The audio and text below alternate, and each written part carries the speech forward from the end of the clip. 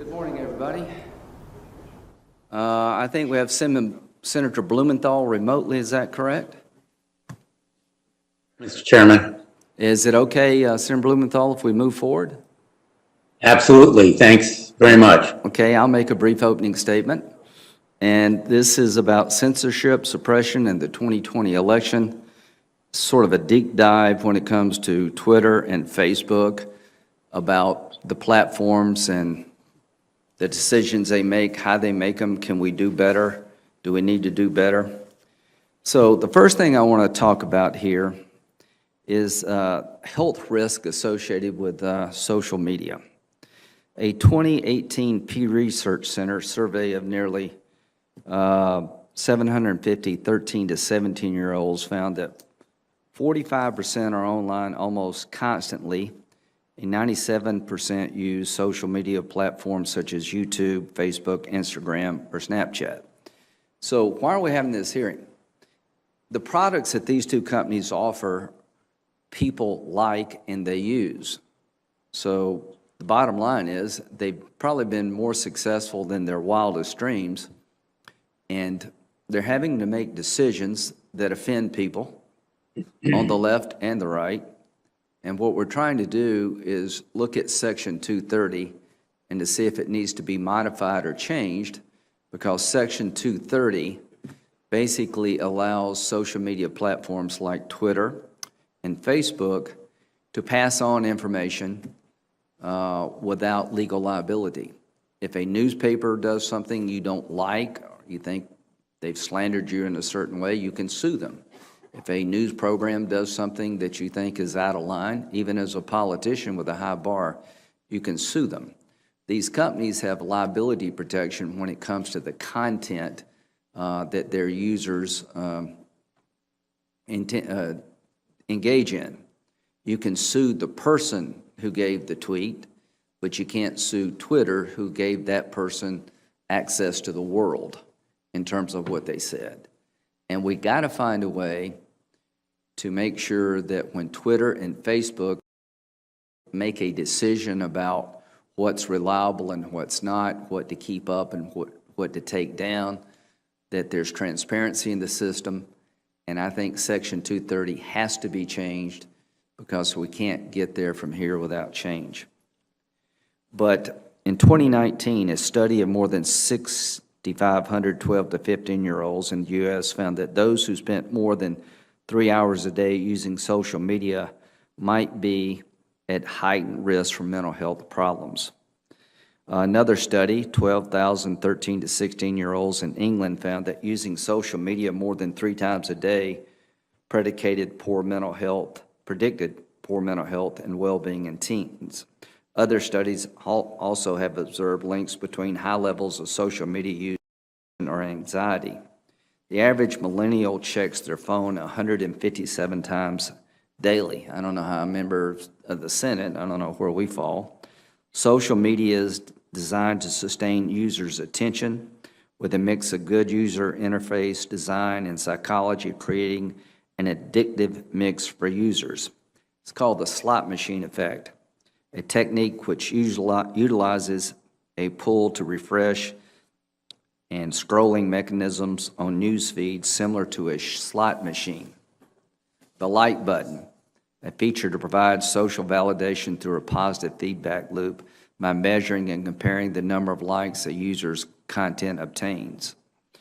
Gamifying social interaction, employing gamification to engage users and keep them coming back.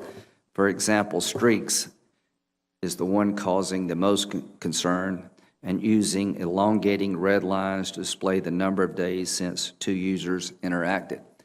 I guess what these technologies do is try to keep us engaged. The more we engage the technology, the more advertising benefit to the company. Is that a good business practice? Maybe so. Does it create a health hazard over time? Something to look at. Now, the other aspect of this debate is, are these companies newspapers or their TV stations? Do they have the power of media organizations that have rules and regulations, and the current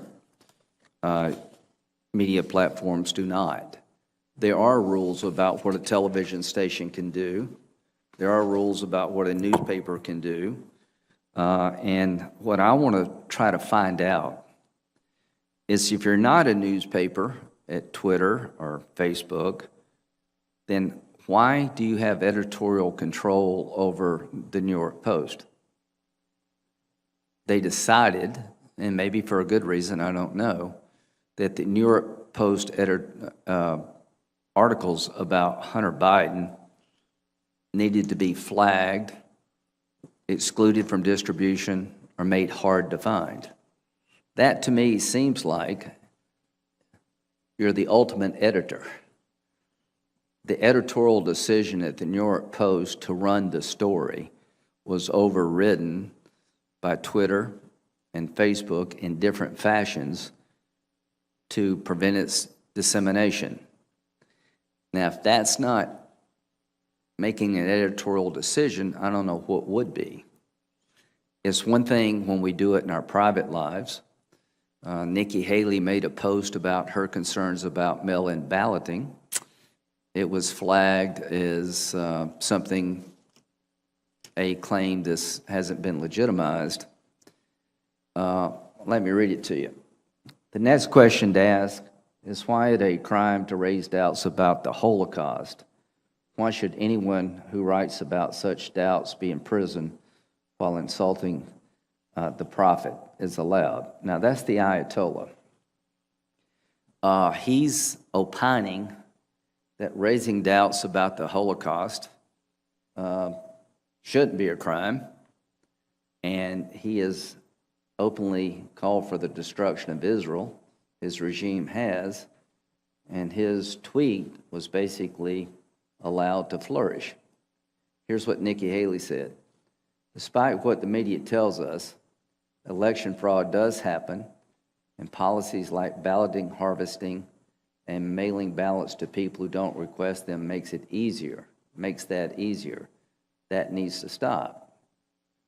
This claim about election fraud is disputed. Well, that's her opinion. She believes, like I do, that mail-in balloting is ripe for fraud if you can't verify the signature. And if we just send mail ballots out to the world that are not requested, and you don't have a signature verification system that can be trusted, you have in fact led to harvesting of ballots for nefarious purposes.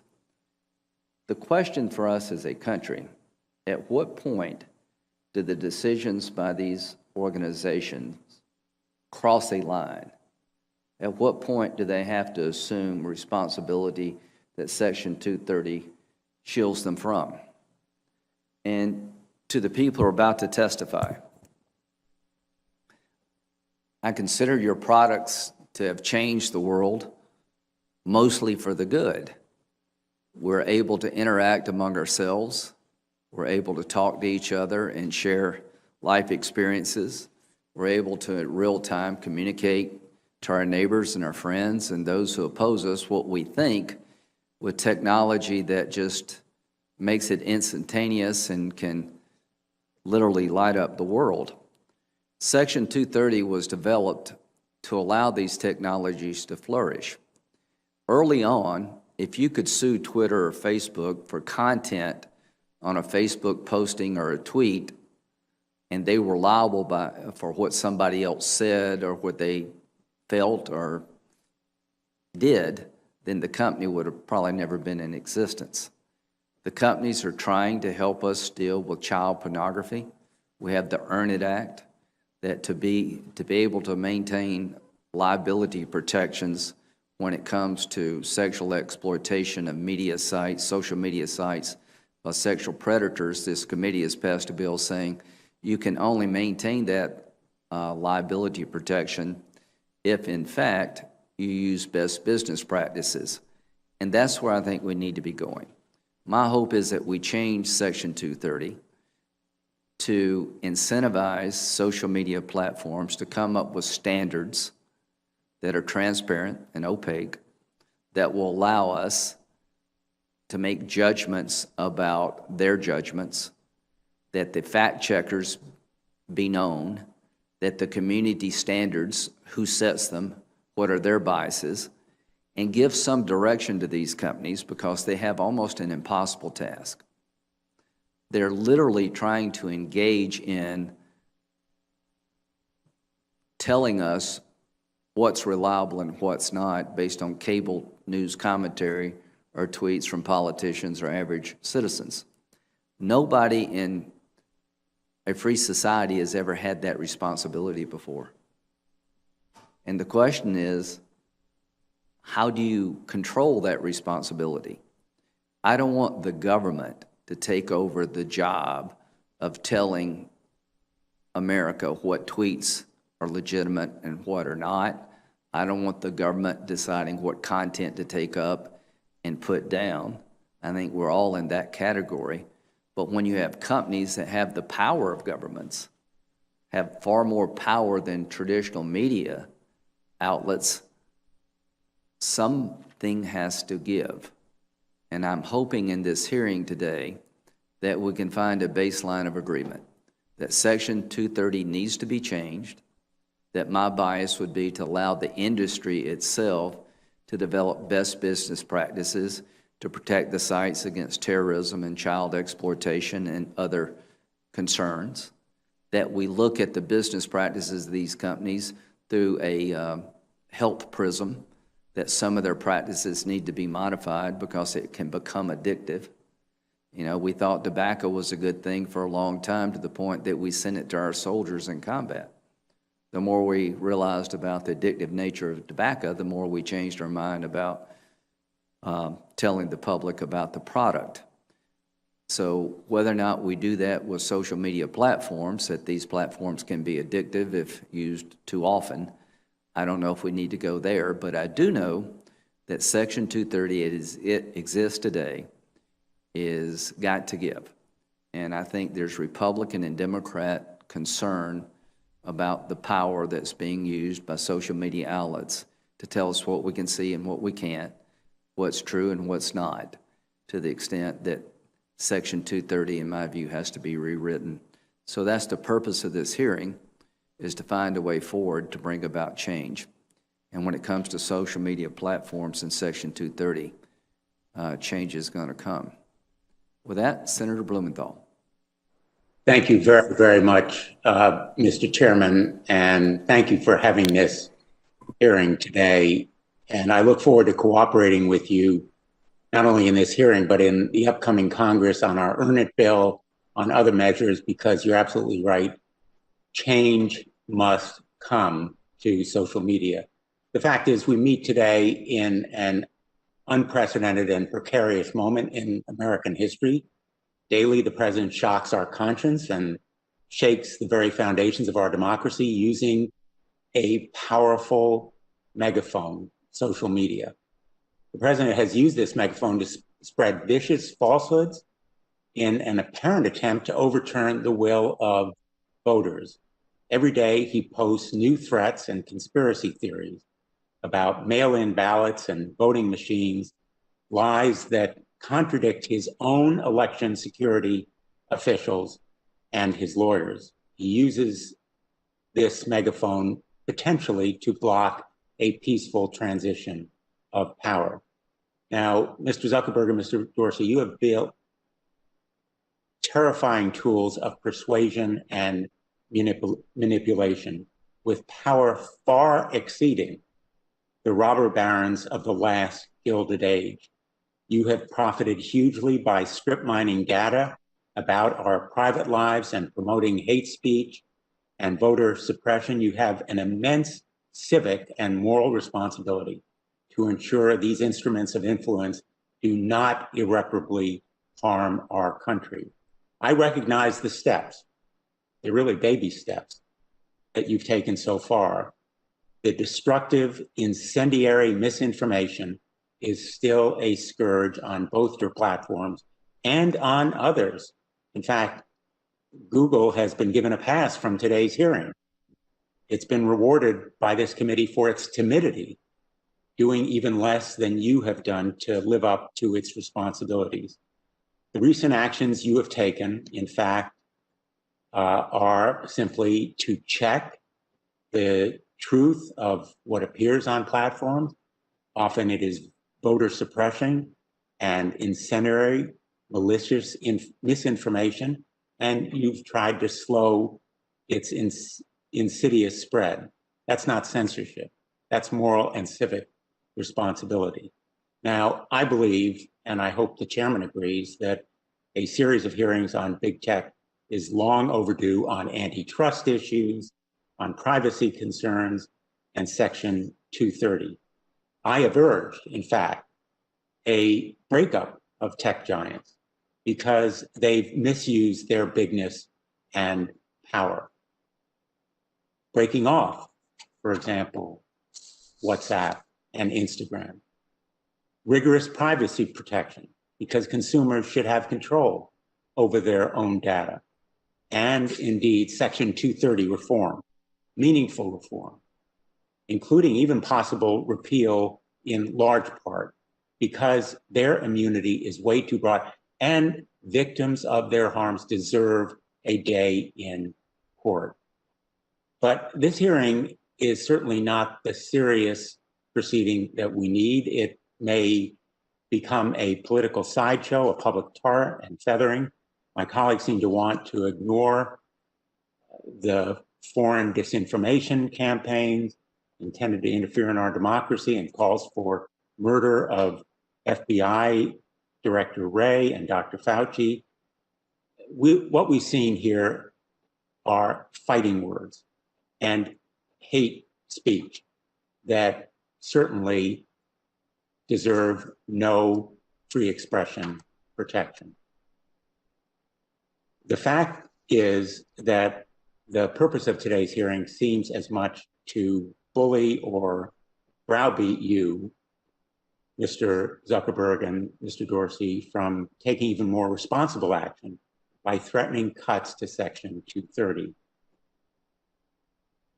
Censorship is really a misnomer for this hearing. What you've done is to label and to fact check, to avoid amplifying misinformation, and to, in effect, impose those labels to alert people that what they are consuming may misinform them.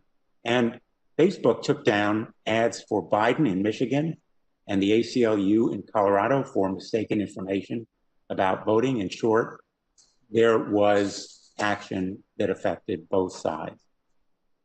I have fought for Section 230 reform for 16 years, from my time as Connecticut's Attorney General, when I took on the scourge of registered sex offenders grooming children on Facebook and MySpace. With Senator Portman, I have led passage of the only successful revision so far to Section 230, the Stop Enabling Sex Traffickers Act, known as SESTA. And Chairman Graham and I have authored the only bill to reform Section 230 that is actually moved out of a committee. This section, the Earn It Act, passed this committee unanimously. Change is going to come, no question. Change is on the way, and I intend to bring aggressive and targeted reform to Section 230. But I am not, nor should we be on this committee, interested in being a member of the speech police. There are real harms and real victims here. And in some ways, this hearing is a betrayal of those real harms and the real victims of them. Those harms have been caused by big tech because you have failed your responsibility, as have others in this industry. I want to see real reform that will enable these abuses to be reformed, because your platforms have embraced, abused, and weaponized child predators, violent white supremacists, and human traffickers. And I've heard heart-wrenching stories from the victims. You've set back civil rights protections for Muslim Americans who live in fear of armed militias, organized by private online groups. You have set back consumers and competition, making that kind of antitrust action very, very important. The American public deserves and demands real reform and accountability, national consumer privacy rules, antitrust principles that curb predatory power, and reforms to Section 230 that stop shutting the courthouse door to victims. I look forward to an opportunity for real change, and I think you can meet this moment by putting your power and your money on the right side of history. Thanks, Mr. Chairman. Well, thank you. Lot to unpack there. Senator Blumenthal's been great to work with. I'll continue to work with you. If we keep control of the committee, Senator Grassley will be the chairman next year, and I would encourage him to have the hearings that Senator Blumenthal referenced, that this is an ongoing conversation to get it right to the extent that we can get it right. Mr. Dorsey from Twitter, are you with us, Mr. Dorsey? I am. You hear me? Thank you. The floor is yours. Thank you to the members of the Judiciary Committee for the opportunity to speak with the American people about Twitter and your concerns around censorship and suppression of a specific news article, and generally what we saw in the 2020 U.S. elections conversation. We were called here today because of an enforcement decision we made against the New York Post based on a policy we created in 2018 to prevent Twitter from being used to spread hacked materials. This resulted in us blocking people from sharing a New York Post article, publicly or privately. We made a quick interpretation, using no other evidence, that the materials in the article were obtained through hacking, and according to our policy, we blocked them from being spread. Upon further consideration, we admitted this action was wrong and corrected it within 24 hours. We informed the New York Post of our error and policy update and how to unlock their account by deleting the original violating tweet, which freed them to tweet the exact same content and news article again. They chose not to, instead insisting we reverse our enforcement action. We did not have a practice around retroactively overturning prior enforcements.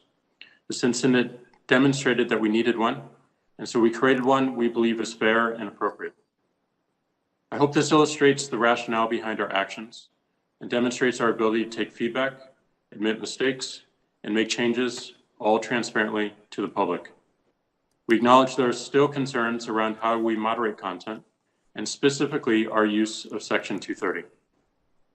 3 weeks ago, we proposed 3 solutions to address the concerns raised, and they all focus on services that decide to moderate or remove content. It could be expansions to Section 230, new legislative frameworks, or a commitment to industry-wide self-regulation best practices, requiring 1, moderation process and practices to be published, 2, a straightforward process to appeal decisions, and 3, best efforts around algorithmic choice are suggestions to address the concerns we all have going forward. And they're all achievable in short order. It's critical as we consider these solutions, we optimize for new startups and independent developers. Doing so ensures a level playing field that increases the probability of competing ideas to help solve problems going forward. We mustn't entrench the largest companies any further. Finally, before I close, I wanted to share some reflections on what we saw during the US presidential election. We focused on addressing attempts to undermine civic integrity, providing informative context, and product changes to encourage greater conversation. We updated our civic integrity policy to address misleading or disputed information that undermines confidence in the election, causes voter intimidation or suppression or confusion about how to vote, or misrepresents affiliation or election outcomes. More than a year ago, the public asked us to offer additional context to help make potentially misleading information more apparent. We did exactly that, applying labels to over 300,000 tweets from October 27th to November 11th, which represented about 2.2% of all US election-related tweets. We also changed how our product works in order to help increase context and encourage more thoughtful consideration before tweets are shared broadly. We're continuing to assess the impact of these product changes to inform our long-term roadmap. Well, thank you for the time, and I look forward to a productive discussion focused on solutions. Thank you, Mr. Dorsey. Mr. Zuckerberg.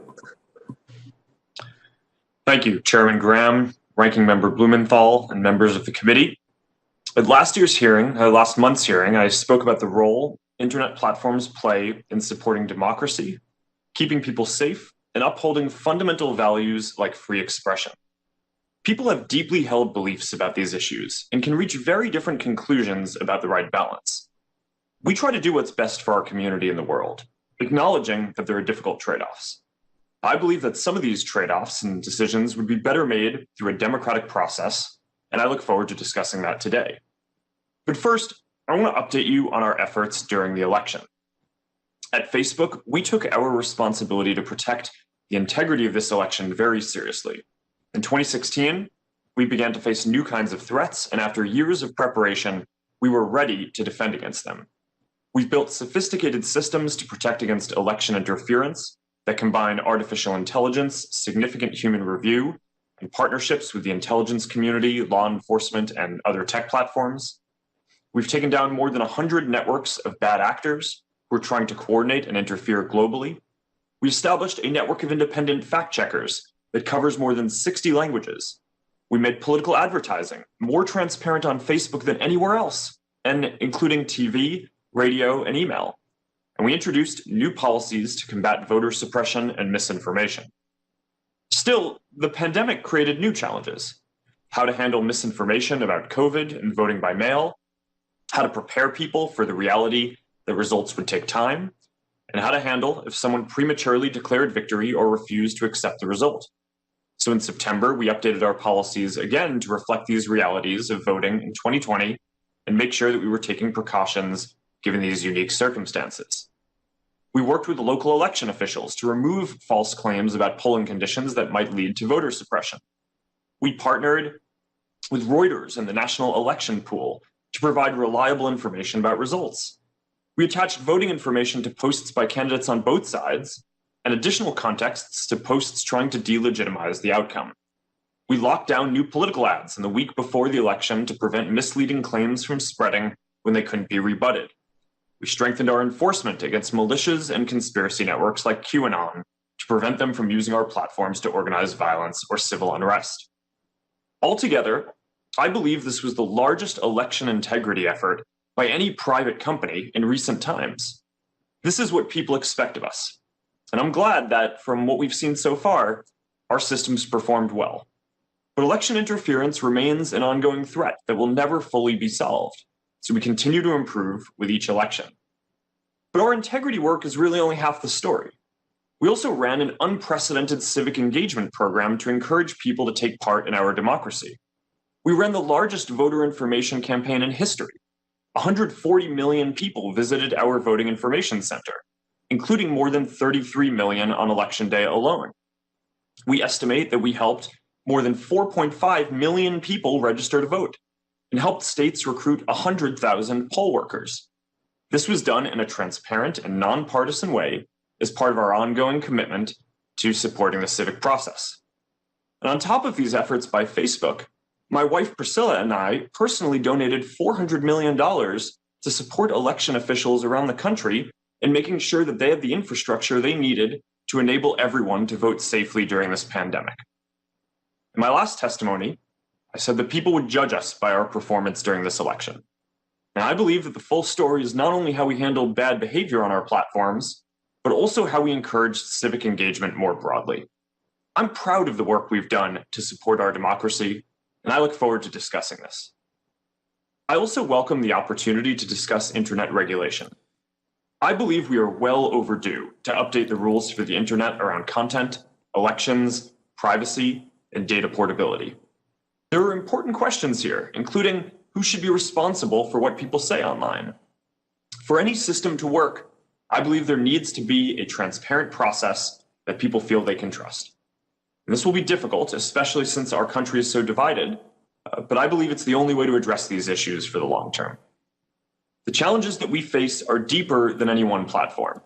They're about how we want to balance basic social equities that we all care about, like free expression, public safety, and privacy. This is why I believe we would benefit from clearer guidance from elected officials, and I look forward to discussing this today. Well, thank you both. We'll have one round and 7 minutes, but I'll, as always, try to be a little bit liberal with the time because it's a very important topic. So let's just get right into it. Mr. Dorsey, you can go first, and Mr. Zuckerberg. When you heard Senator Blumenthal's opening statement and mine, what did you get from it? Well, I think you pointed out that we are facing something that feels impossible. We are required to help increase the health of the public conversation, while at the same time ensuring that as many people as possible can participate. And in order to do so, we need to make policies so that people feel safe and they feel free to express themselves, to minimize threats of abuse, of harassment, of misleading information, of organized campaigns to artificially amplify or influence a particular conversation. And that policy creation, that enforcement is challenging, but also it is more or less opaque to the public. And that's where I think we have a gap. We have transparency around our policies. We do not have transparency around how we operate content moderation, the rationale behind it, the reasoning. And as we look forward, we have more and more of our decisions, of our operations, moving to algorithms, which have a difficult time explaining why they make decisions, bringing transparency around those decisions.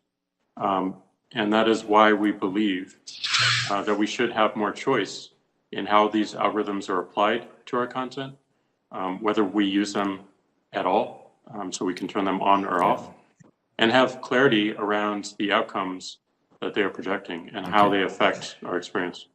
Thank you. Mr. Zuckerberg, very quickly, please. What did you hear? Senator, I heard that there are issues around content moderation, as well as other areas. And frankly, I'm optimistic from the statements that we may be able to move forward and hopefully update some of the rules for the internet around these areas. I've been encouraging and hoping that we would do this for a couple of years. And from your opening statements, it sounds like there may be now enough common ground on views that real progress can be made here.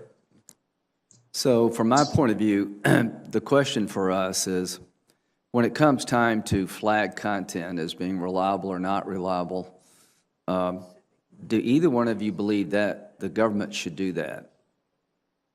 Is that a solution where the government sets a regulatory scheme that talks about what should be up and what should be down? I don't believe so. I think that would be very challenging. Okay. Do you agree with that, Mr. Zuckerberg? Senator, for certain types of illegal content, I think it may be appropriate for there to be clear rules around that. But outside of clear harms, including things like child exploitation in areas like that, terrorism, I would agree with your sentiment that that's not something that government should be deciding on a piece of content by piece of content basis. So if we take the government out of the picture, at least in non-criminal areas, should we leave it up to the industry to come up with best business practices in terms of how to moderate content? I think that's best. I think we need to align around the problem that we're trying to solve. And there are many solutions to solving those problems, but I think we also have to focus our efforts on what is going to have the greatest impact.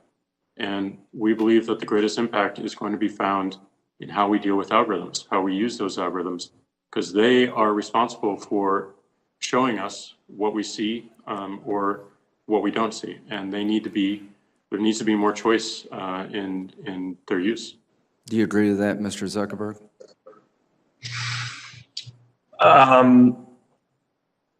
Senator, I think that that there is a role for regulation in the process, even if not defining on a piece of content by piece of content basis. And one of the areas that I've advocated for is regulation around transparency that goes beyond just about what the policies are and what the process is, but also goes towards results. You know, and as an example of this, every quarter, Facebook releases a community standards enforcement report. It's basically a transparency report that breaks down each category of potentially harmful content that we track, you know, ranging from terrorism to child exploitation content to incitement of violence to pornography to intellectual property violations. Yes, if I may, I don't mean to interrupt, but who sets those community standards? How are they set by the company? Senator, we have a policy team that consults with a number of different stakeholders and outside groups to make sure that we're getting feedback from broad swaths of our community covering all of the concerns. Is that publicly known? Senator, I believe so. And our head of content policy has testified publicly multiple times. Okay. So when it comes to fact checking, would you give us a list of the people you use to fact check? Senator, yes. We work with a number of independent organizations that are accredited by the Poynter Institute, and they include Reuters, the Associated Press, Agence France Presse United States, USA Today, factcheck.org, Science Feedback, PolitiFact, Check Your Fact, Lead Stories, and The Dispatch in the United States. Okay, I think it's important for the public to know who sets community standards, how they're set, who does the fact checking, who you rely upon to do that. I think that would go a long way to people having a better understanding of the decisions you make. Mr. Zuckerberg, do you believe your product can be addictive? Senator, we certainly do not design the product in that way. We design the product to be as useful and meaningful as possible. That's not my question. My question is that there seems to be an ample body of growing medical evidence that social media sites have an addictive nature to them. Do you agree with that? Senator, I don't think the research has been conclusive, but it is an area that we care about and study. We certainly do not want our products to be addictive. We want people to use them because they are meaningful. And we take steps to make sure that this is the case. So, for example, you know, we don't give the team that's running Newsfeed a goal around how much time people spend on our products, which goes counter to a lot of the memes and misinformation out there around how we operate. But my goal is to help people connect and find content and interactions that are going to be meaningful to them on our service. And our view is that if that's what we deliver over the long term and people find the services useful, then they'll use them more. But I don't think that companies should be optimizing to just encourage people to spend as much time as possible on them. Well, time's about up. Have you seen the movie Social Dilemma? Senator, I'm familiar with it. Okay, have you seen it, Mr. Dorsey?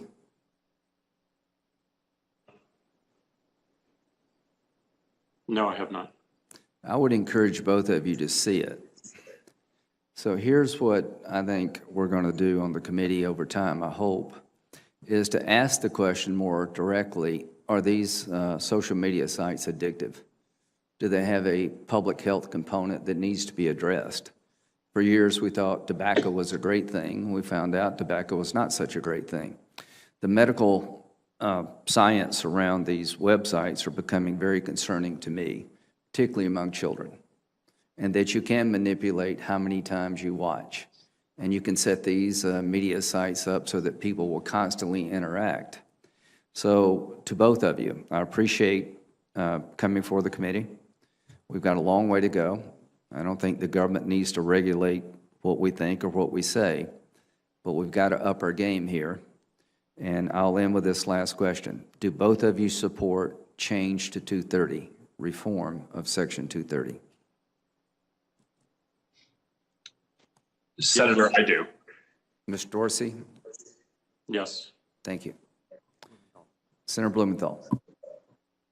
Thanks, Mr. Chairman. Let me bring this down to very practical terms. We're in the middle of another election. This election in Georgia could determine, in fact, which party controls the United States Senate. I'm concerned that both of your companies are, in fact, backsliding or retrenching, that you are failing to take action against dangerous disinformation, exactly the same kind of voter suppression tactics that existed in the last election, and that you are, in fact, reducing content modification. The fighting words and hate speech in the last election could inflame violence and send poll workers into hiding, discourage people from coming to the polls.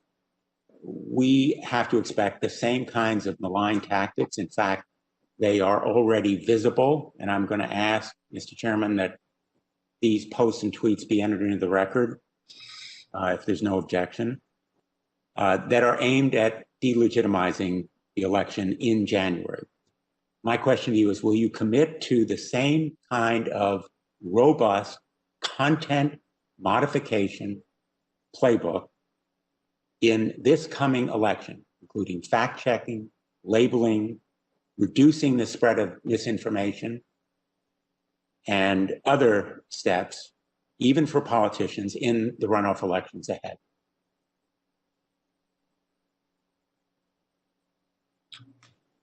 Senator, our policy is to have a similar approach in the upcoming Georgia special elections that we took during the general election. Mr. Dorsey? Yes, we do. We intend to learn from all of our experience with this election and bring all that learning going forward to make it more robust. During the past election, there was rampant disinformation on social media in Spanish-speaking sites, repeating QAnon conspiracies and false claims of election rigging. In my view, you need to do better.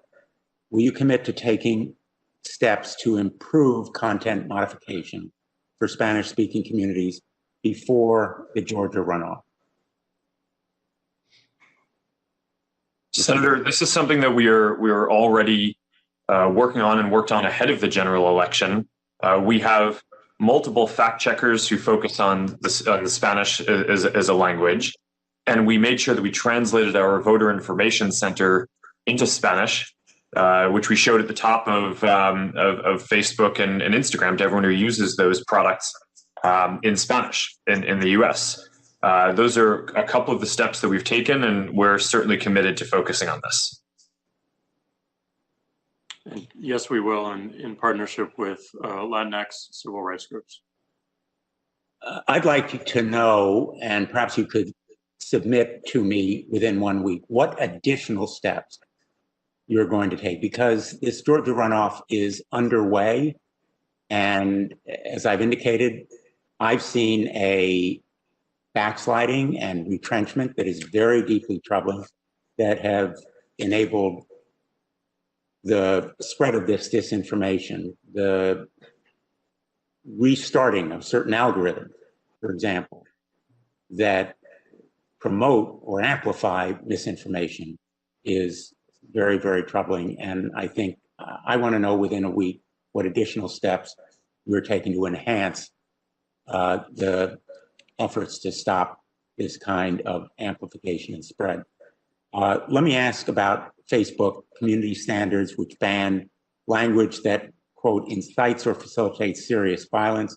As you know, on November 5th, Steve Bannon, in a Facebook Live video, called for beheadings of Dr. Fauci and FBI Director Wray for not acting more favorably toward President Trump. Twitter banned Bannon for these remarks. You removed the video. Mr. Zuckerberg, but on Thursday, you reportedly told Facebook employees that Bannon had not violated enough policies that he should be banned from Facebook. My question to you is, how many times has Steve Bannon allowed the call for the murder of government officials before Facebook suspends his account? Senator, as you say, the content in question did violate our policies and we took it down. Having a content violation does not automatically mean your account gets taken down, and the number of strikes varies depending on the type of offense. So if people are posting terrorist content or child exploitation content, then the first time that they do it, then we will take down their account.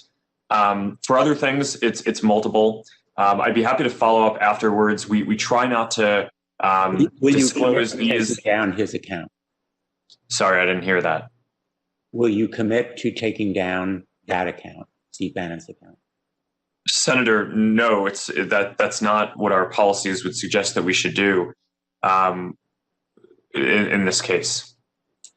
According to the internal records that are on the record now, leaked by NBC News, Facebook has removed fact checks and forgiven infractions for conservative pages and pundits such as Breitbart, Donald Trump Jr., Eric Trump, and Gateway Pundit, based on a fear of accusations of bias.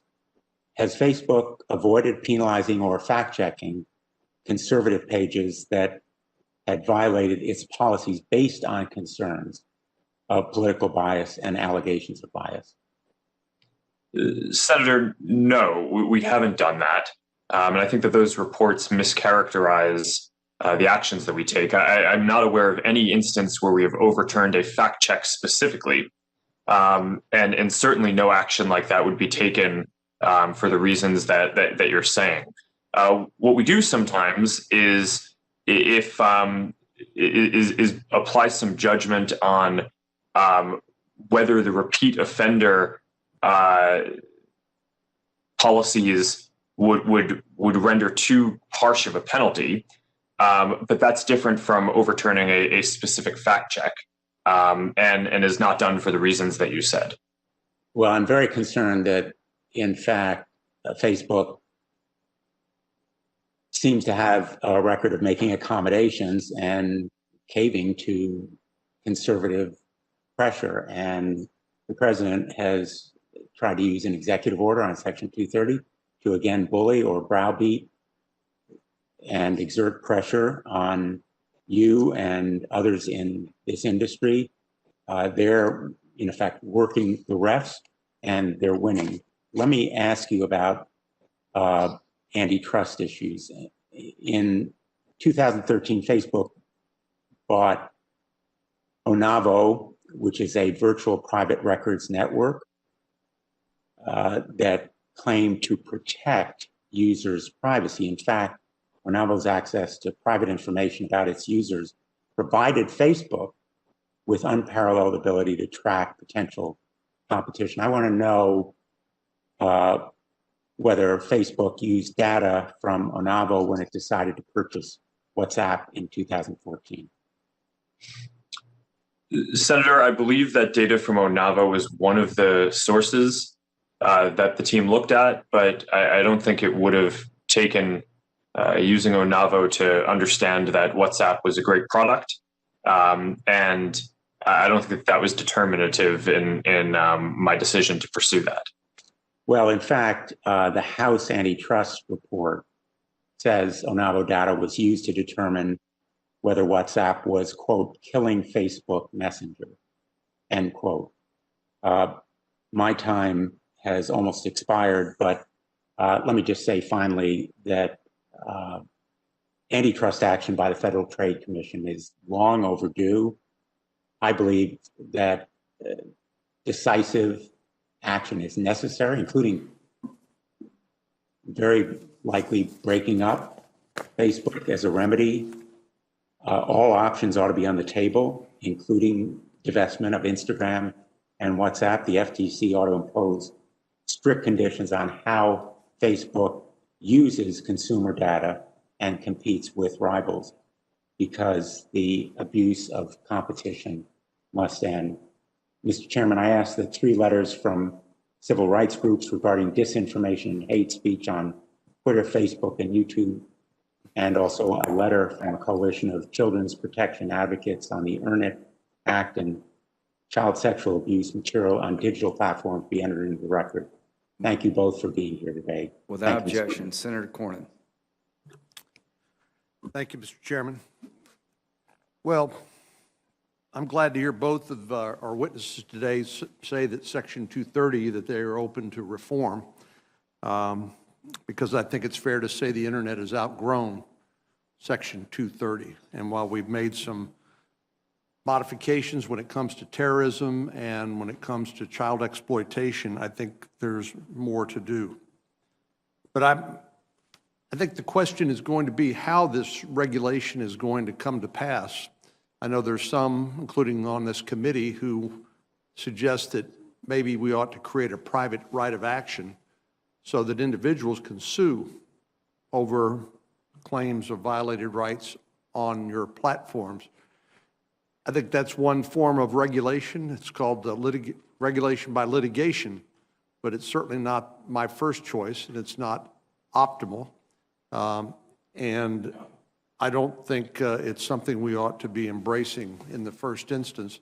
But I do think it's critical that each of you and your counterparts work with us to try to come up with something that will address the concerns.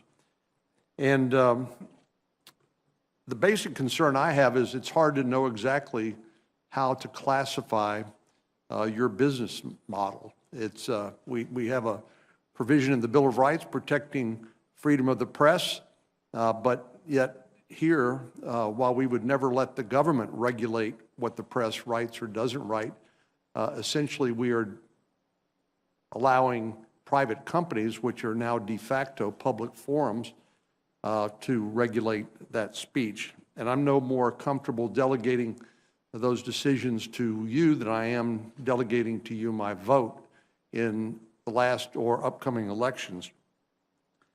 You know, Louis Brandeis famously said that the solution for bad speech is not less speech, it's more speech. And it seems to me like the practices that you are engaging in to tag, remove, and otherwise censor speech on your platforms violates that principle. And I'd like to know why that shouldn't be a better approach by allowing more speech rather than censoring what is perceived as bad speech. And then, as I think I've discussed with you, Mr. Zuckerberg, I think we're all sort of struggling to come up with what the appropriate analogy here is to your business model. We know as newspapers have become less profitable and many of them gone out of business, there's been consolidation in the news media. There is a proliferation of cable TV shows and people being able to get information through a variety of sources, but there's no Walter Cronkite or the big TV networks that with the trusted anchor person who people have confidence in, that they will shoot with them straight. And so I know it's a very difficult thing to manage, but I would just encourage both of you not to wait for the lawsuits. We saw what happened to Microsoft. I think Bill Gates said that was one of his biggest mistakes, failing to engage with some of the antitrust concerns when it came to Microsoft, and he learned that the hard way. And I think there is a better way for the American people, and that's if we work on this together. Mr. Zuckerberg, I believe that Facebook publishes on a quarterly basis a report of its actions in this area. Is that correct? Senator, that's correct. And could you describe that for us and what motivated you to undertake that sort of transparency? Yes. Senator, I believe that in order for people to trust that we're doing a good job, they have to be able to see the results. And we have to be able to break down on a content on a kind of category by category basis across all the different categories of harm, whether it's terrorist content or child exploitation or incitement of violence or pornography or intellectual property violations, how much of the violating content is on our platforms and how effective our systems are at removing it. And what we hold ourselves accountable towards is getting as high a percent of this harmful content down and addressing it before real people have to experience it and report it to us themselves. So in categories where we do quite well, for example, in fighting against terrorist content, our AI systems and counterterrorism teams are able to remove 98 or 99% of that harmful content before anyone has to report it to us. In other categories, it's more challenging and we're still making more progress. But I think that as part of a regulatory framework here, it would be good if every company had to issue a transparency report outlining what they're seeing on their platforms and the results and effectiveness of their content moderation systems. So that way, the people who are responsible for holding all of us accountable, whether it's journalists, Congress, academics, could have an apples to apples comparison about how all the different companies are doing, and potentially, as part of a law, require that companies even maintain a certain level of effectiveness. Thank you. Mr. Dorsey, when Twitter decided to take down the story, the New York Post story on Hunter Biden's laptop, did you do that under your terms of service, or did you do it under some other claim of authority? We did it under our terms of service, which, as you know, everyone agrees to when they sign up for Twitter. And this was a policy around distribution of hacked materials. We did not want Twitter to be a distribution point for hacked materials. Well, you do realize that by taking down that story, you probably gave it more prominence and more visibility than it ever would have gotten had you left it alone. We realize that, and we recognize it as a mistake that we made, both in terms of the intention of the policy and also the enforcement action of not allowing people to share it publicly or privately, which is why we corrected it within 24 hours. And Mr. Dorsey, why isn't Justice Brandeis's formulation in Whitney versus California, why shouldn't that apply to the internet platforms like yours? In other words, the cure for bad speech is not censorship, it's more speech. Why wouldn't that principle apply to Twitter? I think it does apply. All of our policies are focused on encouraging more speech. What we saw and what the market told us was that people would not put up with abuse, harassment, and misleading information that would cause offline harm. And they would leave our service because of it.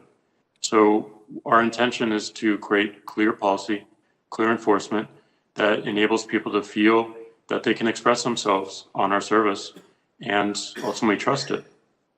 So it was a business decision. It was a business decision.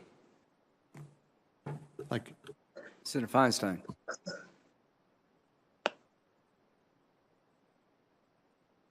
Thanks very much, Mr. Chairman.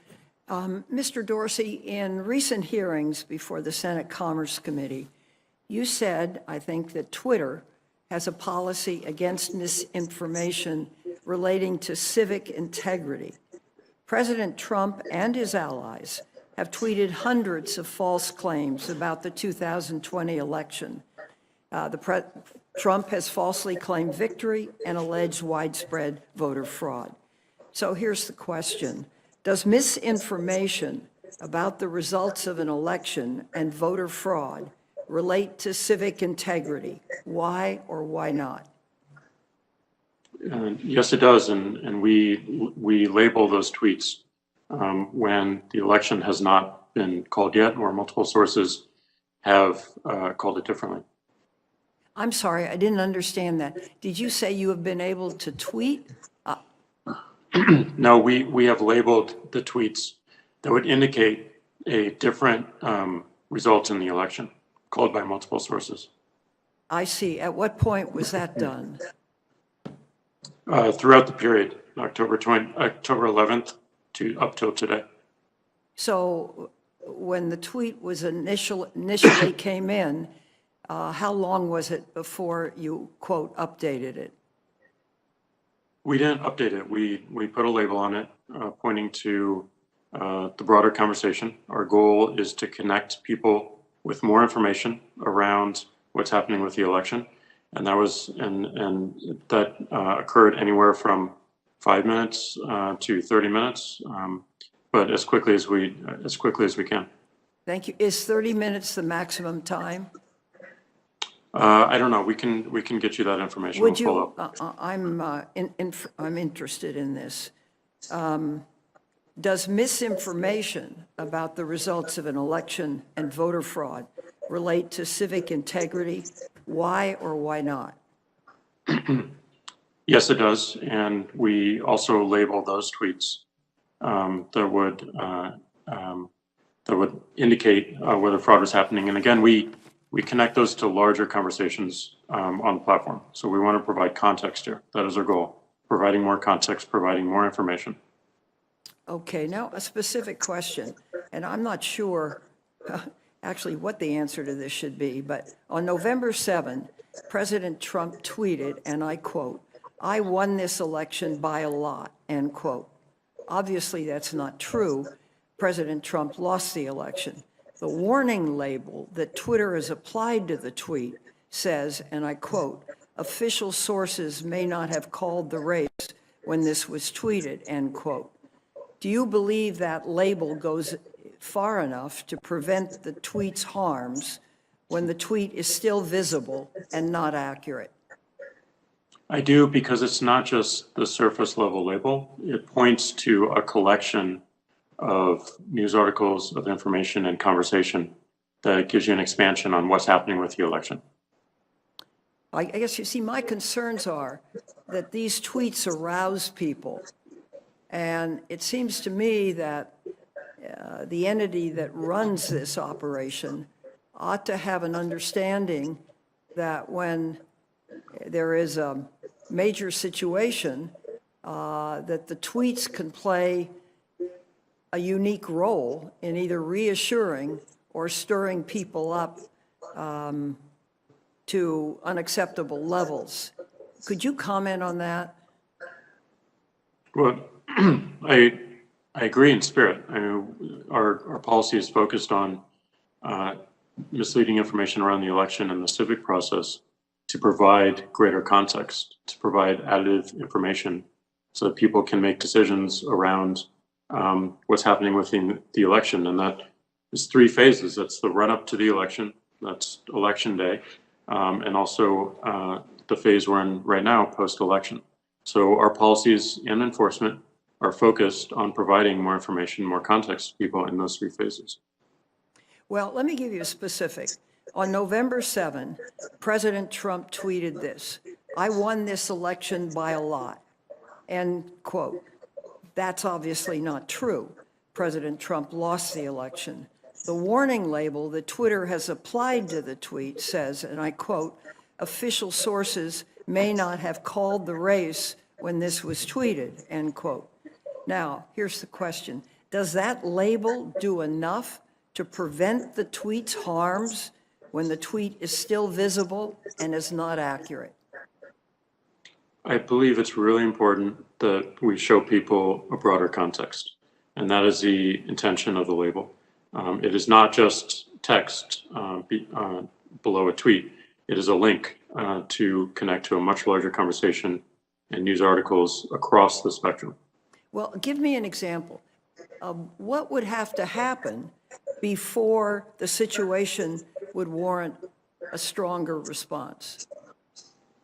Well, we did have stronger responses during Election Day and the week after, where we did put an interstitial, meaning that you had to click through to see the content of the tweet, and it limited spread for anything that went against our civic integrity policy, including premature calls to election results.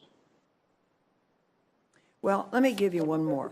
On November 12, President Trump tweeted a conspiracy theory that 2.7 million votes for him were deleted. The warning label that Twitter has applied to that tweet said, quote, "This claim about election fraud is disputed." Now, here's the question, and I think it is a tough issue. Do you believe this label does enough to prevent the tweet's harms? When the tweet is still visible, it's a highly emotional situation, but the tweet has no factual basis. But the tweet has a link to more information, to more conversation and more context that informs the situation, what's happening. So I do believe that connecting people to the larger conversation, giving them more context, is the right path here. But they have to move to solicit that contact, right? It's not contained as an addendum to the original tweet. The label is an addendum to the original tweet, and if you tap on it or click it, you will go to an expansion of the information. I see. Can I ask a question, Mr. Zuckerberg? Is he? Yes, you may, if you, Thank you. if that'd be okay. Mr. Zuckerberg, at the recent hearing before the Senate Commerce Committee, you said that Facebook has a, quote, policy in place that prevents any candidate, end quote, from, quote, trying to delegitimize the result of the election, end quote. But the hashtags steal the vote and voter fraud garnered more than 300,000 interactions on your platform in the hours after Mr. Trump falsely declared victory. So here's the question. Do you believe Facebook did enough to prevent Trump's efforts to delegitimize the election result? If so, why have you reached that conclusion?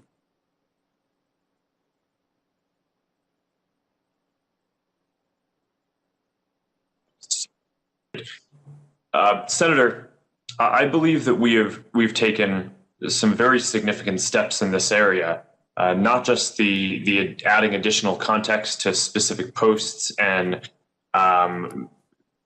making it so that when people search for different hashtags, we show additional information. But we also took the unprecedented step of putting the Voter Information Center at the top of Facebook and Instagram for everyone in the U.S. that showed them reliable information about the election, including partnering with organizations like Reuters and the National Election Pool to show them accurate information about the results of the election. So all taken together, I think that we really went quite far in terms of helping to distribute reliable and accurate information about what was going on during this election. Okay, let me give you one more along this line. After President Trump falsely claimed that the election was being stolen, a group called Stop the Steal was started on Facebook. It grew to more than 300,000 users in less than a day, making it one of the fastest growing groups, I understand, in Facebook history. You shut the group down, but substantial damage already had been done. Trump supporters, some of them armed with assault weapons, held Stop the Steal rallies outside election offices. In Philadelphia, 2 armed supporters who had traveled from Virginia were arrested on their way to the city's vote counting center. Here's the question, and this is a tough one. What are your concerns about the spread of misinformation, no matter how innocent it is, or it is not innocent, like Trump's claims about the election, that they may incite violence? Senator, I'm very worried about this, especially any misinformation or content that could incite violence. And during such a volatile period like this, one of our top priorities is making sure that people don't use our platform to organize any violence or civil unrest. And that was the basis under which we took that group, because there were a number of members who were posting potentially violent or encouraging violent comments that violated our policies. We also have broader policies in place around trying to slow the spread of misinformation more broadly, even when it's not going to lead to some kind of violence or imminent harm. And that's why we've created this independent fact-checking program where we work with more than 80 partners around the world to help do fact-checking, because people in our community have told us they don't want to see misinformation, but they also don't want us to be deciding what is true and false. So we've taken the step of building this program, which I believe is more sophisticated than what anyone else in our industry has. So I'm very focused on these issues. Well, I'm happy to hear that, because I'm really struck by it, that people armed with assault weapons as a product of a tweet could rally outside an election office. And I think it's really a serious issue that needs to be considered. And there need to be, once you signal that and people respond to it, it has to be in some way abated or some way pointed out or restructured on the internet itself. Now, can you respond to that? Senator Feinstein, And concerns? I hate to, we're almost double the time. Could we? I'm sorry. That's all right. We're going to have a vote come up, and I apologize. Senator Lee. Thank you, Mr. Chairman.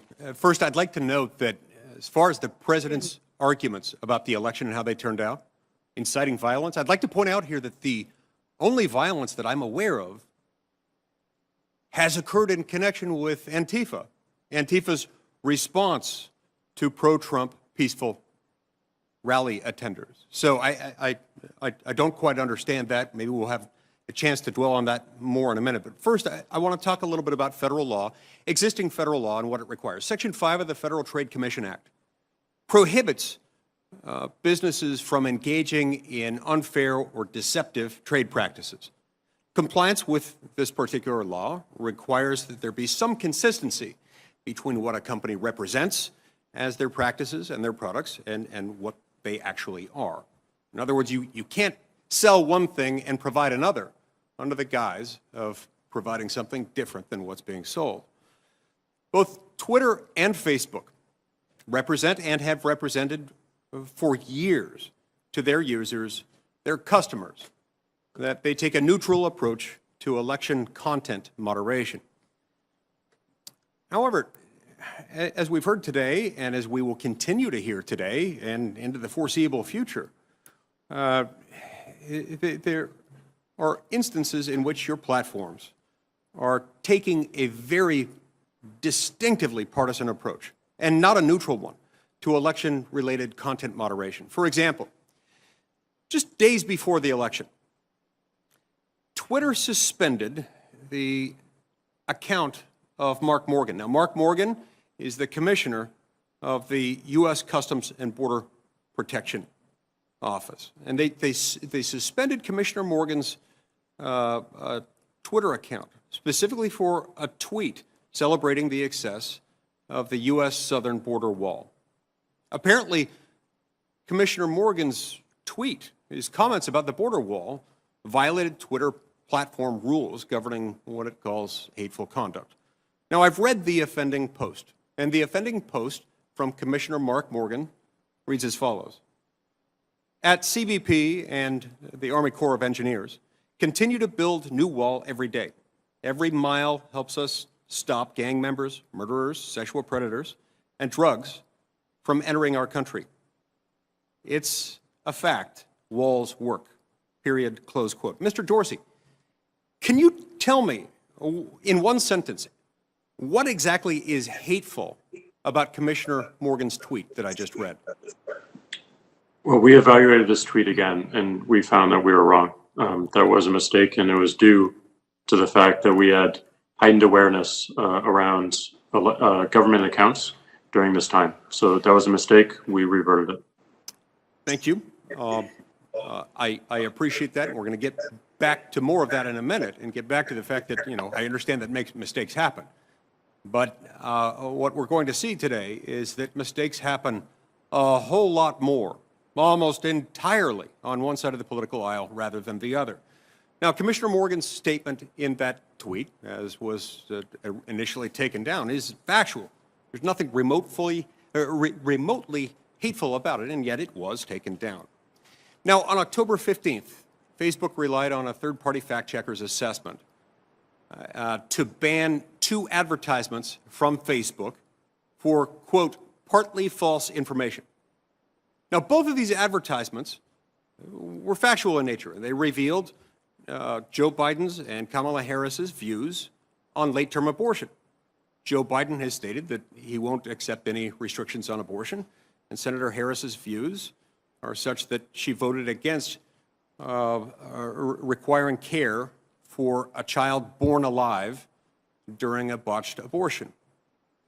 The very next day, the third-party fact-checker issued a statement retracting the assessment and retracting it as erroneous. However, it stunningly took Facebook almost 2 more weeks until October 29th, when voting had already started in many jurisdictions, to lift the ban on these legitimate ads. Ads that the fact-checker had already declared a couple weeks earlier were erroneously taken down. So, Mr. Zuckerberg, why on earth did it take Facebook 2 weeks to correct this error? Senator, I'm not familiar with the details of us re-enabling that ad, so I can follow up with you after. It's possible that this was just a mistake or delay, and unfortunately, when we handle millions or billions of pieces of content a day, while we strive to do as well as possible and be as precise as possible, we will make some mistakes. Thank you. I appreciate your acknowledgement of the fact that there are mistakes. As I've noted previously, those mistakes sure happen a whole lot more on one side of the political spectrum than the other. Now, this is understandable. We're humans, but it's also understandable why this might occur. Maybe some of it has to do with your employees. 92.83% of Facebook employees who donated to federal candidates gave to Democrats. At Twitter, it's even more stark than that, as if it could get much more stark, but 99.3% of Twitter employees who donated to federal candidates gave to Democrats. And so these mistakes, they may be mistakes, but they're mistakes that rhyme. They may not repeat themselves, but they rhyme. And the consistent theme happens to be Republicans, conservatives, and pro-life activists. Now, I'd like to ask both of you, is there a list of every user or every content creator who has been deplatformed or had their contents reach altered or have had some other adverse action taken by either Facebook or Twitter altered? Is there some list that identifies each user for which that has happened? Mr. Zuckerberg, let's hear from you. Just a yes or no question. Does such a list exist? Senator, I'm not aware of anything like that existing. Mr. Dorsey, how about you? Not exactly sure what you're asking, but Yeah. we certainly. Simple question. Do you have a list of people, your users or content creators, who have had some adverse action taken against them, either being deplatformed or having their reach altered or something because of the content of their posts? Well, certainly whenever we take an action, it's recorded somewhere in a database, but I'm not sure if that's your intent. No, that's helpful. So what I'm hearing from both of you is that while there may not be an actual list, and I'd like you both to check to see if such a list exists, but even if there isn't, there is a de facto list because you have within your databases records of occasions when this has occurred. And so I'd like to ask both of you, if such a list exists, please send it to me. I'd like to see it. If such a list does not exist, you certainly do have the data necessary in order to generate some, and I request as a member of this committee that you generate such a list and provide it to me. Thank you very much, Mr. Chairman.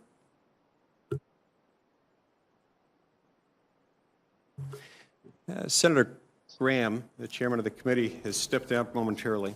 I've been directed to recess the hearing momentarily so that we can go and vote, and then we will pick up back here in just a few minutes.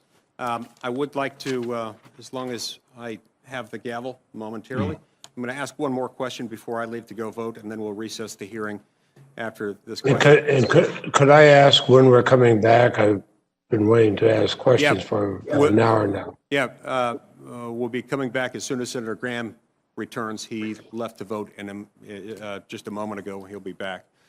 Mr. Zuckerberg, in September, Facebook tagged an ad run by the American Principles Project in Michigan that criticized Joe Biden and criticized Senator Gary Peters. And the ad was tagged because it was, quote unquote, missing context. Now, the next day, the ad was shut down entirely by Facebook.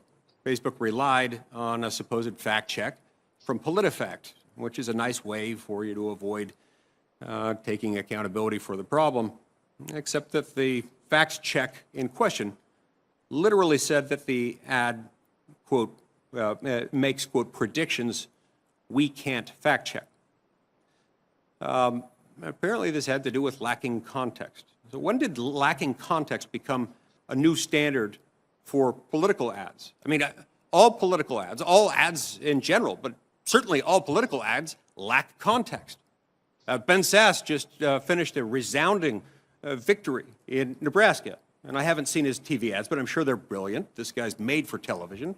He's with or without the beard.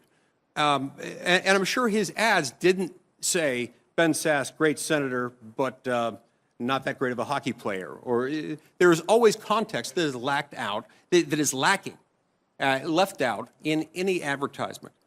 So what does that mean? And have you applied the missing context label to any Democratic ads, a single one that you can identify? Senator, I'm not familiar with that specific standard, but as kind of a background on the fact-checking program, the basis of this is that we have heard resoundingly from our community that people do not want to see misinformation and believe that it is a problem. But people also believe that they do not want Facebook to be the arbiter of truth in deciding everything that is true and false. And for what it's worth, I strongly agree with that. And I do not think it is the right thing for us to assume that role. So within those bounds, we've tried to create a fact-checking program that works with independent third parties who have been accredited by the Poynter Institute for Journalism, which I think is widely respected. And we give those fact-checkers the latitude to determine whether ads or other content on our service is accurate. And if not, we apply some demotions or we prevent them from being run as ads. I can follow up in more detail afterwards on the specifics of your questions, since I'm not as familiar with them right now. I would appreciate that very much if you'd be willing to do that, because it's not only inconsistent with logic and with what the standards that apply in every other advertising context that I'm familiar with. It's also inconsistent with what Facebook itself does. Just to give you some context for that, while we're talking about missing context, I recently posted something about the election on Facebook.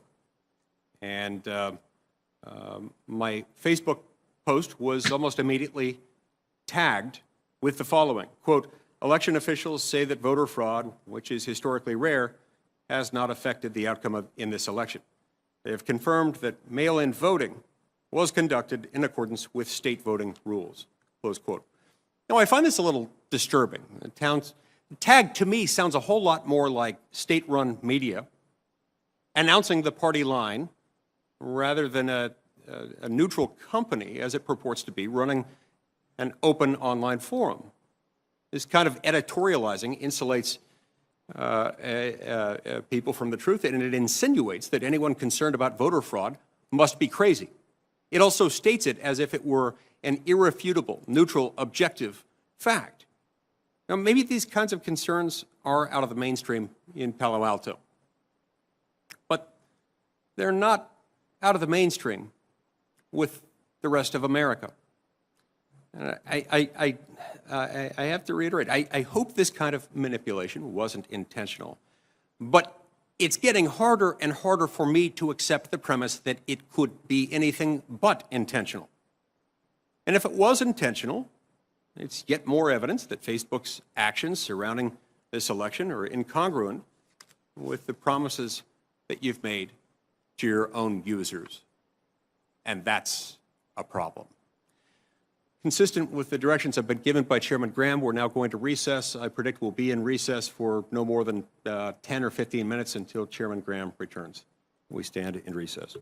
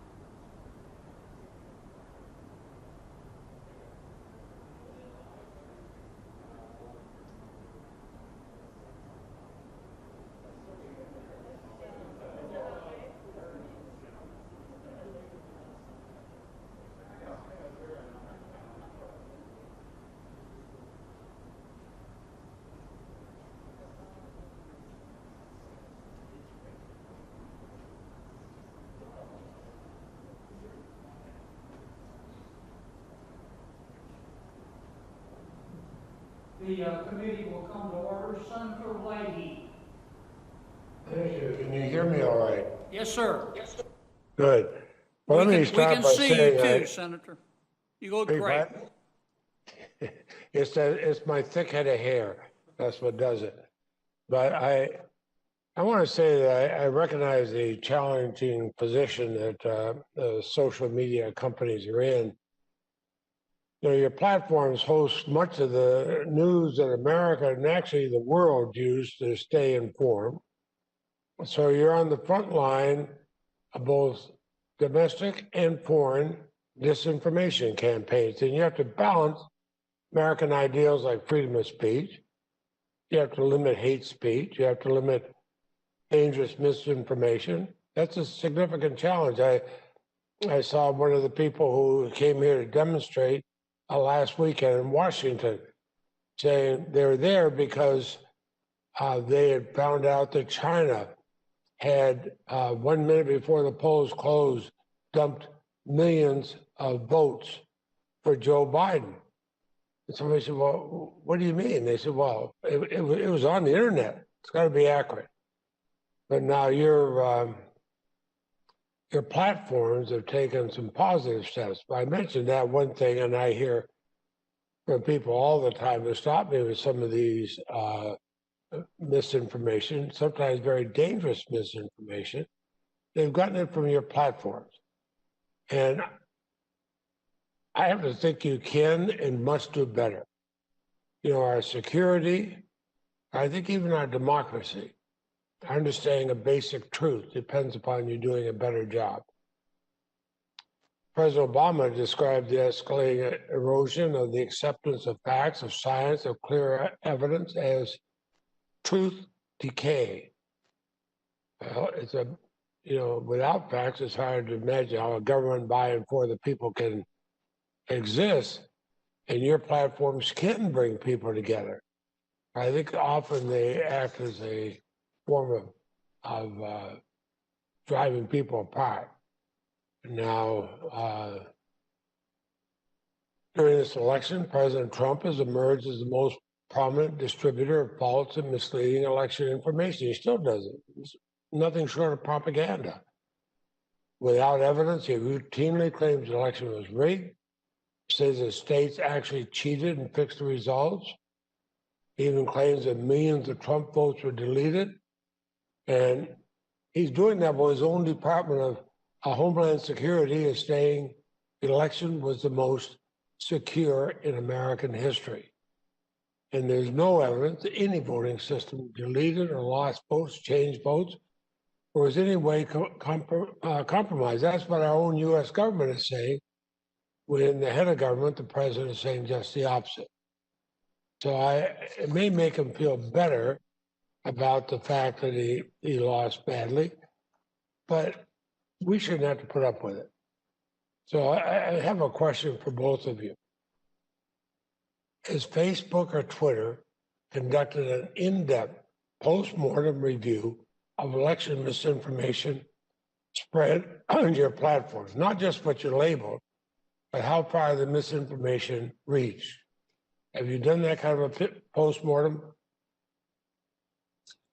Senator, we will do that analysis, and also we are commissioning and working with independent academics to enable them to do the studies themselves and to publish what they find without any intervention or permission required from Facebook. Thank you. And we are doing the same, including opening up our APIs to researchers to make sure that others are able to see what we may not see ourselves. will that be made available to us? Can other people see that results of that that study you're going to do? Both of you, I'd ask. Senator, yes, the academic research is going to be public, and the academics are going to be able to publish this themselves without even having to get Facebook's approval over what they publish. Thank you. Mr. Dorsey? And we'll make our reports and findings public as well, so everyone can learn. I'll look forward to reading them. And I'm actually and one member of the Senate will actually read them. So thank you. Because, you look at some of the things that went on. There was I know Senator Blumenthal and others have raised this question about the Steve Bannon putting on a video. Think of what it did. It called for the murder, the beheading of Dr. Fauci and the director of the FBI, Christopher Wray. Just think what that does. I mean, the FBI director travels with security all the time. Dr. Fauci and his family are private citizens. They're calling for their beheading. And it was seen by, I think, 200,000 people on Facebook. Well, now, if you're going to have somebody threatening to murder somebody, what do you do? What do you do about that? I mean, how do you catch that in a hurry? Because, I mean, I was a prosecutor. I prosecuted murderers, and we didn't have to face this kind of threat at that time. But what do you do when hundreds of thousands of people see a threat, go murder somebody? Senator, in that case, that content violated our policies and we took it down.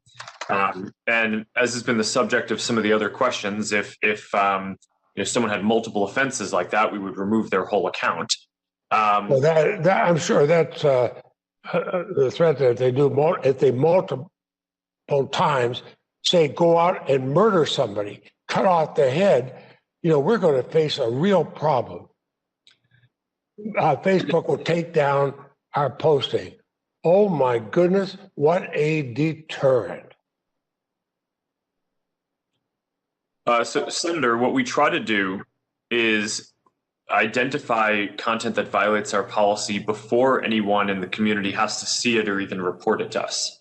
And for some categories like terrorism, which I've cited before, about 98 or 99% of the content that we take down our AI and human systems find before anyone even has to report it to us. On hate speech, we're up to 94% of the content that we take down, our AI systems and content reviewers find it before people have to report it to us.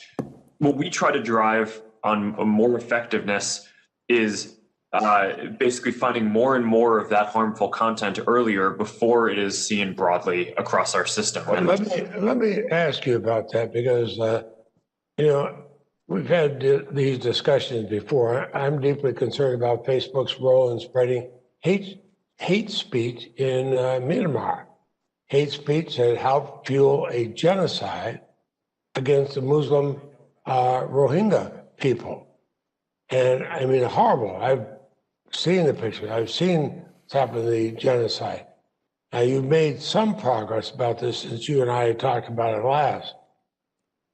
But my understanding is that Facebook shuts down specific accounts that violate your content-related policy, but then that user can, of course, just create a new account. In Myanmar, for example, on October 8th, Facebook took down 38 inauthentic accounts created and controlled by members of the Myanmar military, in part to promote anti-Rohingya content. And I compliment you for doing that.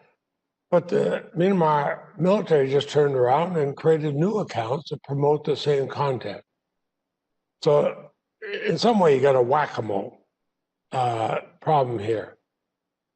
But is there a way that you can stop these things, not just at the account level, but at the user level? And I use that as an example because people are being murdered in a systematic genocide. Please answer Senator Leahy's question, then we'll need to move on. But go ahead. Well, and I'm sorry to take long, but the previous questioner took all his time plus all the time that had been allotted to me. Yeah, no, we're at 2.5 minutes, and let's just wrap it up, but go ahead and answer the question. Senator, you're correctly pointing out that we did disable certain generals in the Myanmar military as dangerous figures, and they are not allowed to sign up for new accounts. But As you point out, these kind of integrity problems are not ones that there's a silver bullet or where you can ever fully solve them. We will always be working to help minimize the prevalence of harm, in the same way that a city will never eliminate all crime. You try to reduce it and get it and have it be as little as possible. And that's what we try to do through a combination of building AI systems to identify harmful content up front, hiring thousands of people and tens of thousands of people to do content review, and partnering with organizations, whether it's in the intelligence community, law enforcement, election officials, or in Myanmar, local civil society, to help us flag things that we should be aware of and on high alert about. Thank you, Mr. Chairman. I'll have some questions for the record for both of the witnesses. Thank you very much, Senator Lay. I appreciate that. Senator Cruz. Thank you, Mr. Chairman. Facebook and Twitter and Google have massive power. They have a monopoly on public discourse in the online arena. I will say it's dismaying listening to the questions from our Democratic colleagues, because consistently the message from Senate Democrats is for Facebook and Twitter and Google to censor more, to abuse their power more, to silence voices that Senate Democrats disagree with more. That is very dangerous if we want to maintain a free and fair democracy, if we want to maintain free speech. There was a time when Democrats embraced and defended the principles of free speech. There was a time when Democrats embraced and defended the principles of a free press. And yet there's an absolute silence from Democrats speaking up for the press outlets censored by big tech. There's an absolute silence for Democrats speaking out for the citizens silenced by big tech. Instead, there is a demand: use even more power to silence dissent. And that's a totalitarian instinct that I think is very dangerous. At the same time that big tech exercises massive power, it also enjoys massive corporate welfare through the effect of Section 230, a special immunity from liability that nobody else gets. Congress has given big tech, in effect, a subsidy while they become some of the wealthiest corporations on the face of the planet. Mr. Dorsey, I want to focus primarily on Twitter and ask you initially, is Twitter a publisher? Is Twitter a publisher? Yes. No, we are not. We distribute information. So what is a publisher? An entity that is publishing under editorial guidelines and decisions. Well, your answer happens to be contrary to the text of federal statute, particular Section 230, which defines an information content provider as any person or entity that is responsible in whole or in part for the creation or development of information provided through the internet or any other interactive computer service. Let me ask you, was Twitter being a publisher when it censored the New York Post? No, we have very clear policies on the conduct we enable on the platform. And if there's a violation, we take an enforcement action, and people choose to commit to those policies and to those terms of service. Except your policies are applied in a partisan and selective manner. You claim it was hacked materials, and yet you didn't block the distribution of the New York Times story that alleged to talk about President Trump's tax returns, even though a federal statute makes it a crime to distribute someone's tax returns without their consent. You didn't block any of that discussion, did you? Our policy was focused on distribution of the actual hacked materials. Did you And block in the New York discussion of the president's tax return material? And in the New York Times case, we interpreted it as reporting about the hacked materials. not Did you distribution block of Edward hacked materials. Snowden when he illegally released material? I don't have the answer to that. The answer is no. You haven't used this in a selective manner. Let me ask you, were you being a publisher when you forced Politico and other journalistic outlet to take down their tweets on a topic that you had deemed impermissible? No.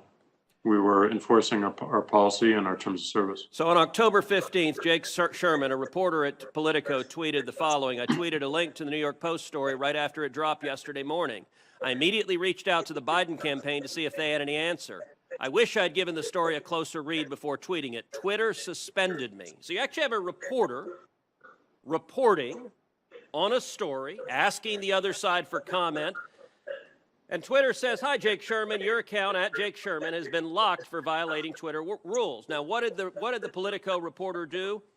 Immediately tweets after that, my goal was not to spread information. Well, that's a little worrisome just in and of itself.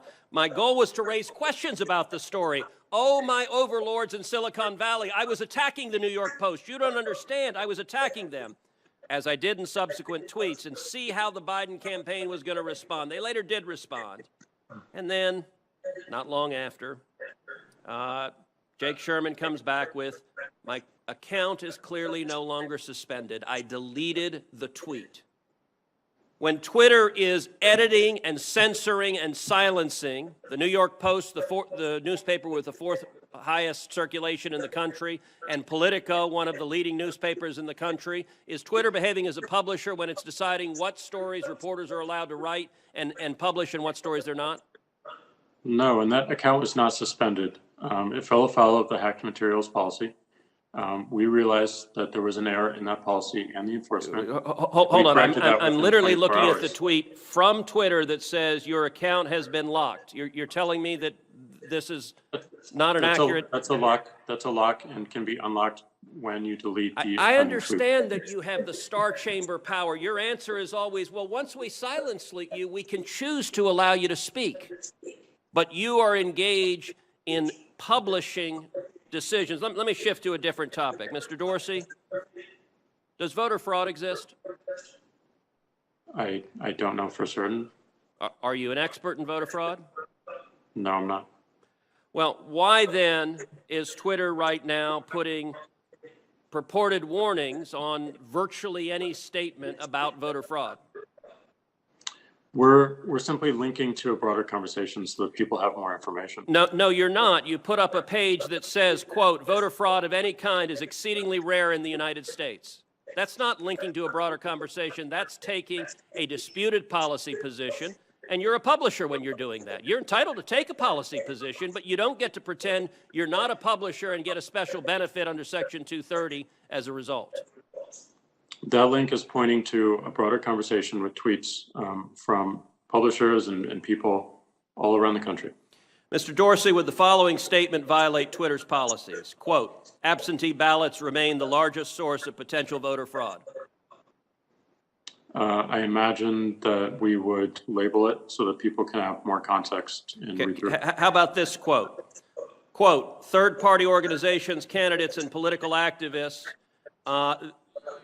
voter fraud is particularly possible where, quote, third-party organizations, candidates, and political party activists are involved in, quote, handling absentee ballots. Would you flag that as potentially misleading?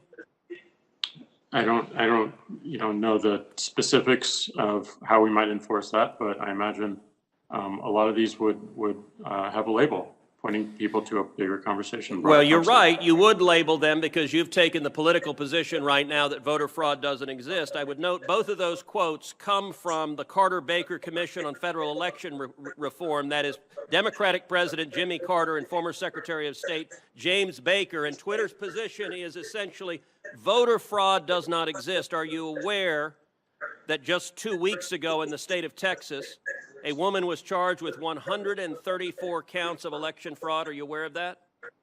I'm not aware of that. If I tweeted that statement with a link to the indictment, would you put a warning on it that says, well, the Democratic Party position right now is voter fraud doesn't exist? I don't think it's useful to get into hypotheticals, but I don't believe so. You don't believe so? Well, we're going to test that because I'm going to tweet that and we'll see what you put on it. All right. Yesterday, Mr. Dorsey, you and I spent a considerable amount of time on the phone, and you said that you wanted to embrace transparency. So I want to ask you, I have asked Twitter, I've asked Facebook multiple times, How many times have you blocked Republican candidates for office, their tweets or their posts in 2016 and 2018 and 2020? How many times have you blocked Democratic candidates for office? How many times have you blocked Republican office holders? How many times have you blocked Democratic office holders? Twitter has repeatedly refused to answer that question with specific hard data and cataloging the examples. In the interest of transparency, which you said you want to embrace, will you commit in this hearing right now to answer those questions in writing? And That's we'll let exactly that what be we the want to last do. question. Okay. I'm sorry, Mr. Dorsey, I didn't hear you. That's exactly what we're pushing for as we think about building upon 230. Is that a yes transparency, that not you will just- answer those questions in writing? Transparency, not just of outcomes, but also our process as well. Is that a yes that you will answer those questions in writing? We'll certainly look into it and see what we can do. And actually answer them and not give lawyerly doublespeak about why you're not going to give specifics. Answer them. Will you commit to this committee that you will answer those questions? We're going to work to answering broader transparency around outcomes. All right, that's a no. Mr. Zuckerberg, how about you? Will you commit that Facebook will answer those specific questions, cataloging the number of instances in which Democrats in 16, 18, and 20 have been silenced versus the number of instances in which Republicans have been silenced on Facebook? Senator, I'm not sure if we have that data available, but I will follow up with you or your team. Okay, I'm going to take that as a yes, and I'm going to take Twitter. We'll see if it's a yes or transparency is bogus and we don't intend to provide it. Senator Durbin. Thank you, Mr. Chairman. We live in a dangerous world. Issues of national security, the worst pandemic, public health crisis in modern times in America, and we are being challenged as to whether there's going to be a peaceful transition of power in America in the presidency.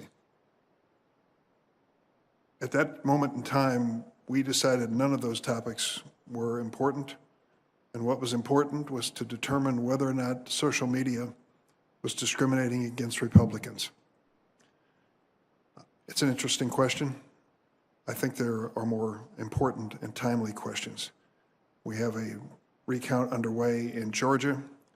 We have allegations made by the election officials there where the Republican election officials, where they have faced literally death threats. We are trying to determine whether or not the social media instruments of America are fair to the Republican Party. I'm trying to struggle with this issue because I want to put it in a context, and maybe I can't. Maybe this is unique. We certainly know what the Constitution says when it comes to free speech, and we know what it meant over the years, New York Times versus Sullivan and others with publications. We certainly didn't suggest that anyone that used a telephone line for nefarious, illegal, banned activity somehow implicated the telephone company into it by its nature. And then came radio and TV, and we had to come up with new rules in terms of, at one time, equal time, fair content, and so forth. And now we have this relatively new mechanism of communicating information, and we're trying to determine what to do with it, whether to treat it like a newspaper publishing or treat it like some sort of a communications network alone. Section 230 is an attempt to do that, and I'm sure everybody finds fault with it. I'd like to ask the two witnesses if they would comment on the historical aspects of this particular debate, if they have any thoughts. Mr. Zuckerberg. Senator, one of the points in the discussion that I find interesting is people ask if the regulatory model should be more like kind of the news industry or more like telcos. But from my perspective, these platforms are a new industry and should have a different regulatory model that is distinct from either of those other two. I think it is not the case that we're like a telco and that there are clearly some categories of content, whether it's terrorism or child exploitation, that people expect us to moderate and address. But we're also clearly not like a news publisher in that we don't create the content and we don't choose up front what we publish. We give people a voice to be able to publish things. So I do think that we have responsibilities, and it may make sense for there to be liability for some of the content that is on the platform. But I don't think that the analogies to these other industries that have been created previously will ever be kind of fully the right way to look at this. I think it deserves and needs its own regulatory framework to get built here. Thank you. Would the other witness care to respond? From a historical perspective, 230 has created so much goodness and innovation. And, if we didn't have those protections when we started Twitter 14 years ago, we could not start. And that's what we're most concerned with, is making sure that we continue to enable new companies to contribute to the internet, to contribute to conversation. And we do have to be very careful and thoughtful about changes to 230, because going one direction might box out new competitors and new startups. Going another might create a demand for an impossible amount of resources to handle it. And going yet another might encourage even more blocking of voices, or what's being raised here, which is censorship of voices, and changing the internet dramatically. Go ahead. So I believe that we can build upon 230. I think we can make sure that we're earning people's trust by encouraging more transparency around content moderation and our process of it. I think we need much more straightforward appeals. And I think the biggest point to really focus on going forward is algorithms and how they are managing and creating these experiences, and being able to have choice in how to use those algorithms on platforms like ours. Let me get into a specific, Mr. Zuckerberg. October 10th, Detroit Free Press reported 13 men charged Thursday in a conspiracy to kidnap Michigan Governor Gretchen. Facebook and secure messaging apps to connect and plot their attack. The group's use of Facebook spans almost a full year. Members began to use the social media platform as a recruitment tool in November 2019, according to an affidavit by Brian Russell, Detective Sergeant, Michigan State Police. Once recruited, members communicated via a secured encrypting message platform. Reports, Facebook alerted the FBI about the Michigan kidnappers' online activity several months before the arrest. Thank goodness. However, in August, a Facebook page for the Kenosha Guard militia, which advocated violence in the aftermath of the shooting of Jacob Blake, was reportedly flagged over 455 times to Facebook. However, the page was deemed non-violating and left up. More than 4,000 people responded to that. Members showed up. A member of this group, a teenager from Illinois, later shot and killed 2 people on the streets of Kenosha. Mr. Zuckerberg, you described Facebook's handling of this militia page as an operational mistake. Can you explain the exact reason why the Kenosha militia page was not taken down? Senator, yes. And first, what happened in Kenosha was obviously terrible. What happened here was we rolled out a strengthened policy pages in general, whereas before that we would have allowed a group that was a militia, as long as it wasn't planning or organizing violence directly. In the lead up to the election, we strengthened the policy to disallow more of those groups because we were on high alert and we're treating this situation as very volatile around the election.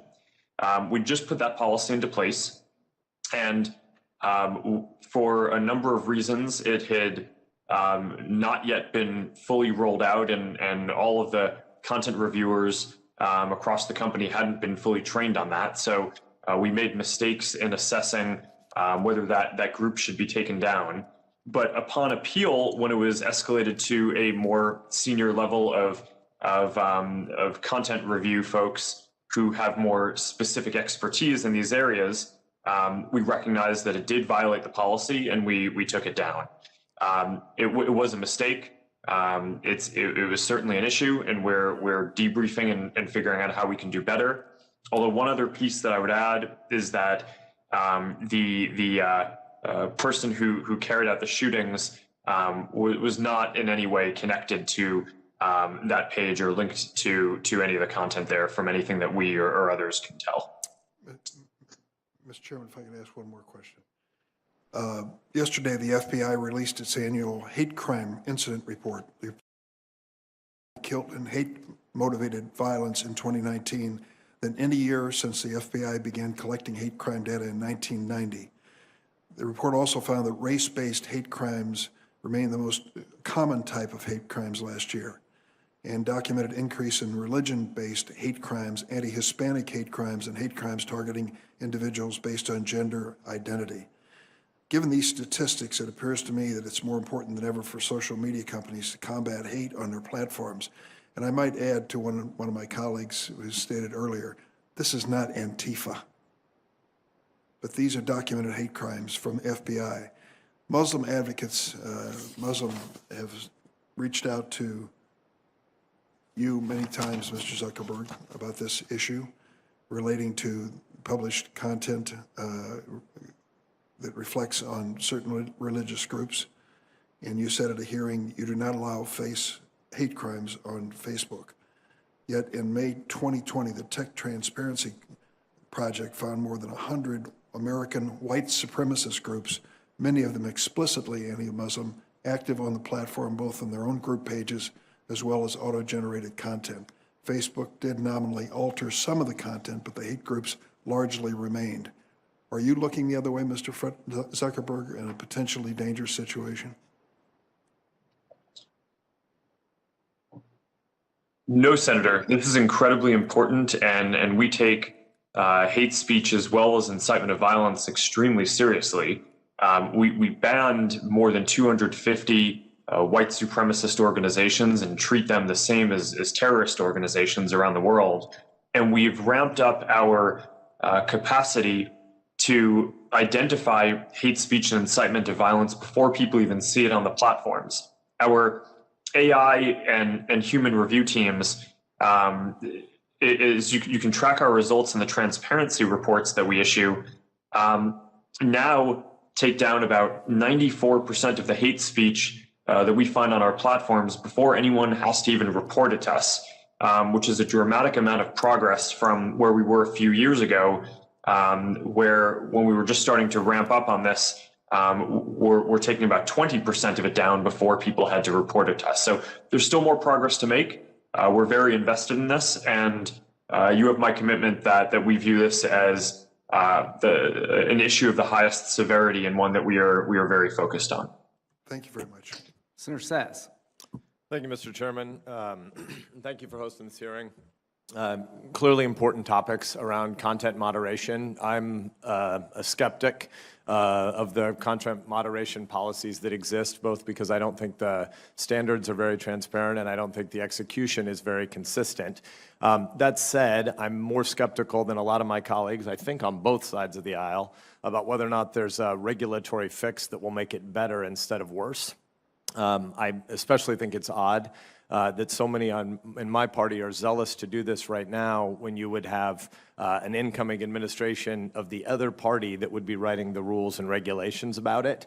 And I think it's telling that a number of folks on the other side of the dais, I think of Senator Blumenthal, a guy I like, but who seemed to almost be giddy about the prospect of a new government regulatory agency to police online speech. And I think a lot of people on my side should take pause at the idea that so many on the other side of the aisle are excited about having the next administration get to write these rules and regulations. But to the broader question, first just to get to kind of a level set, and I want to thank both the witnesses for being here today. But when Senator Lee lays out some of the issues he did about, just the every human community is going to be situated in a different place about policy commitments and priorities and beliefs. But when Senator Lee said that 93% of Facebook employees who contribute to politics do so on the left, and 99%, I think it was, of Twitter employees contribute on the left, I would just be interested to see if either of the two of you think that has implications in the shepherding of your organizations. Again, I recognize fully that you're private organizations, and so again, I'm more skeptical of a governmental fix for a lot of the problems we're talking about here today. But I'm curious as to whether or not Mr. Zuckerberg and Mr. Dorsey, and I guess we'll start with Facebook, I'm curious as to whether or not you think it's likely that there is systemic bias inside your organization in the execution of content moderation policies, given that your employee base is so unrepresentative of America in general. Senator, I think it's a good question, and certainly I think it means that we have to be more intentional about what we do and thoughtful. Our principle and goal is to give everyone a voice and to be a platform for all ideas. As you mentioned, I do think it's undisputed that our employee base, at least the full-time folks, politically would be somewhat, or maybe more than just a little somewhat, to the left of where our overall community is, where the community basically spans almost wide varieties of people across society.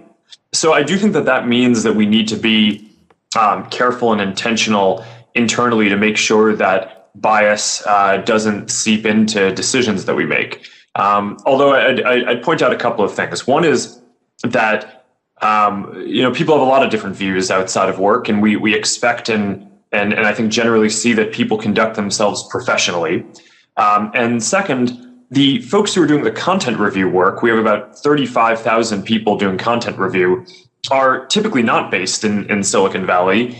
They're based in places all over the country and all over the world, because we serve people in countries all over the world. So I think that the geographic diversity of that is more representative of the community that we serve than just the full-time employee base in our headquarters in the Bay Area. Thanks, Mr. Zuckerberg. Mr. Dorsey? Yeah, this is obviously not something we interview for, and even have an understanding of when people are in the company. And with that understanding, we intend to make sure that both our policy and our enforcement is objective. And I realize that it looks rather opaque, and certainly the outcomes might not always match up with that intention, with our intention, and the perception of those outcomes may not match up. But that's why I think it's so important that we're not just transparent around our policies, but the actual operations of our content moderation. If people don't trust our intent, if people are questioning that, that's a failure. And that is something that we need to fix and intend to fix. And I think it would benefit the industry as well. But I do, again, point back to something I said earlier in the testimony, which is a lot of these decisions are not being made by humans anymore. They're being made by algorithms. And that's certainly enforcement decisions, but also decisions around what you see or what you don't see. And to me, that is the body of work. That is the conversation that we should be focused on, because that is the enduring use case for everyone who interacts with these services.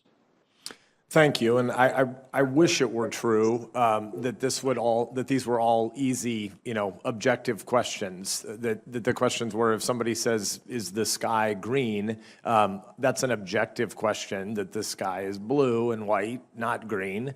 But most of the things we're talking about here, and the places where you're applying content moderation labels, are not really simply objective questions. They're mostly subjective questions. If we talked about Medicare for all being, easily paid for inside a 10-year budget window on assumptions X, Y, and Z that don't raise taxes, that's not true. There isn't any math by which Medicare for all pays for itself in some short-term window. but I don't think any of us really think you're going to slap a label on that saying this is disputed, accounting or math or policy projections. And so really what's happening is there's a prioritization grid that people are going through as they build even the algorithms, even those that aren't driven by humans, and they're driven by policy priorities of situated individuals. I may be wrong about this, but my suspicion is that your employee base is not actually 99% left of center. I bet it's less than that. And I would speculate that part of the reason less than 1% of your employees give money to candidates on the right is because there's a social stigma attached to having conservative views inside your organization. And I would guess that those same sort of internal cultural biases inform the subjectivity of which issues end up labeled. So again, this is sort of an odd place to be in that I am skeptical that the content moderation policies are thought out well. They're not transparent enough for us to really know, but I'm definitely skeptical that they're consistently applied. And yet, I'm not really on the side of thinking there's some easy governmental fix here. There's a lot about Section 230 that we could debate. I think some of the things Senator Durbin said about how in the era of telephones, nobody blamed the phone company for other people having spread misinformation by the phone. Exactly, that's what would be the case if Section 230 were actually neutral, but you're applying content moderation policies and seemingly in a way that's not objective. So I know that I'm nearly at time, but I think it would be useful for us to hear from both of you to give a sort of 3 or 5 year window into the future. If there isn't new legislation, what is changing besides just saying we're moving from humans to more AI? What qualitatively is changing in the way content moderation happens inside your organizations, short of a new regulatory scheme? Can you tell us where you think you're actually improving and what problems you're trying to solve? Mr. Zuckerberg, you first, please. Senator, one of the areas that we're very focused on is transparency, both in the process and in the results. So we're already at the point where every quarter we issue a community standards enforcement report that basically details the prevalence of each category of harmful content and how effective we are at addressing it before people have to even report it to us. Over time, we would like to fill that out and have more detail in that and make it more robust. We've already committed to an independent external audit of those metrics that people can trust them even more. People have lots of different kinds of requests for where we might go with that in the future, whether that's breaking down the stats by country or language or into more granular buckets, adding more data around precision. But I think that would all be very helpful so that people can see and hold us accountable for how we're doing. And for what it's worth, I think that would be a valuable part of a regulatory framework that would not feel particularly overreaching to me, is something that could be put in law that would create an apples to apples framework that all companies in this space would have to report on the outcomes and effectiveness of their programs in that way. So at least we can see how everyone is doing. That seems like a sensible step to me. Thank you. Mr. Dorsey. Senator Whitehouse. Oh, sorry, Mr. Dorsey's still answering the same question, and then I'll give it back to you in a hurry, Mr. So Lake. sorry, I missed that.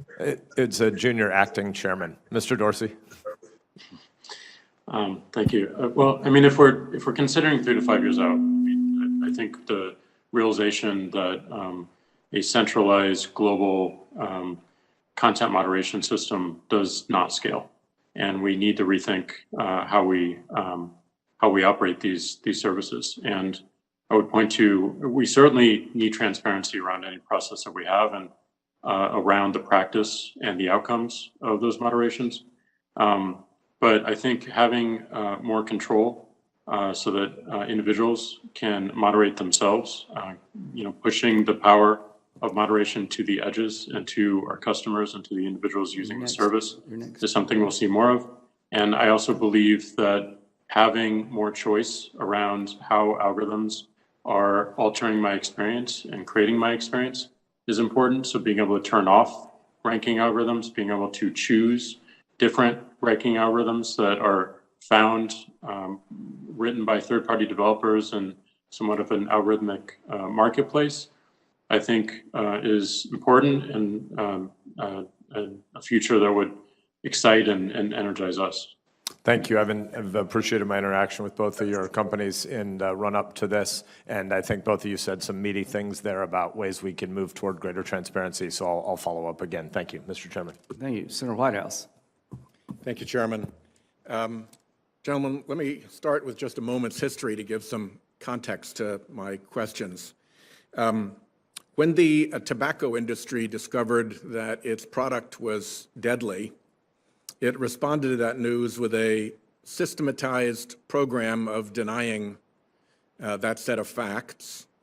The upshot for the tobacco industry was not great. It was found in federal court to have been engaged in massive fraud and was put under court order to cease its fraudulent behavior. At around the same time, the fossil fuel industry began to run into a similar problem regarding the effects of its product, and it picked up the tobacco industry scheme kind of where it left off, including using some of the same individuals, some of the same entities, many of the same methods as the tobacco industry's denial operation. These are persistent, highly motivated, very well-funded and complex information operations, not unlike a hostile intelligence service would run. And they are quite secretive. And we're now seeing a new form, I guess you'd call it election denial, happening around our country right now. So that's the background that I come at this from seeing. And I'm wondering if each of you see a difference between individual error and basically mass disinformation. Is there a difference between odd people with fringe views who offer personal opinions and an orchestrated plan of deliberate misinformation or disinformation that is driven by motivated interests, whether foreign or domestic?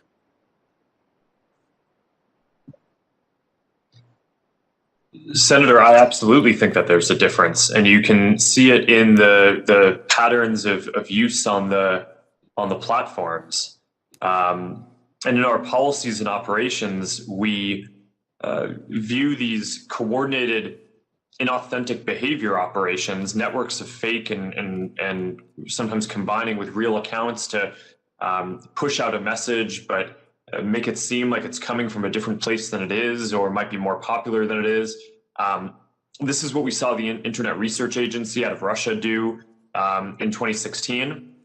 And since then, a number of other governments and private organizations, including some companies like what you've mentioned, have engaged in this behavior. Now, the good news is that I think that the industry has generally gotten its systems to be a lot more sophisticated to defend against that in the last several years. It's a combination of AI systems that we've built to find networks of accounts that aren't really behaving quite the way that a normal person would, coupled with large numbers of content reviewers, sometimes with expertise in counterterrorism or counterintelligence, and then some signal sharing, whether it's with the intelligence community, law enforcement, different groups that have expertise in different areas, and with other tech platforms. But this is a big effort on I think all of our sides to make sure that we can defend against this kind of interference, and I think we are getting better and better at it.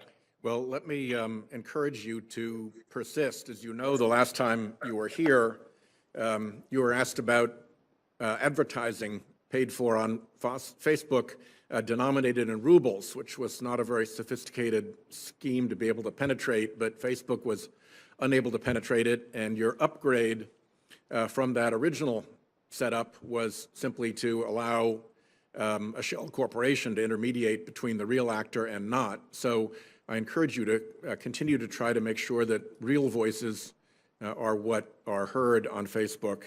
Mr. Dorsey, let me turn to you and ask you the same question in the context of bots.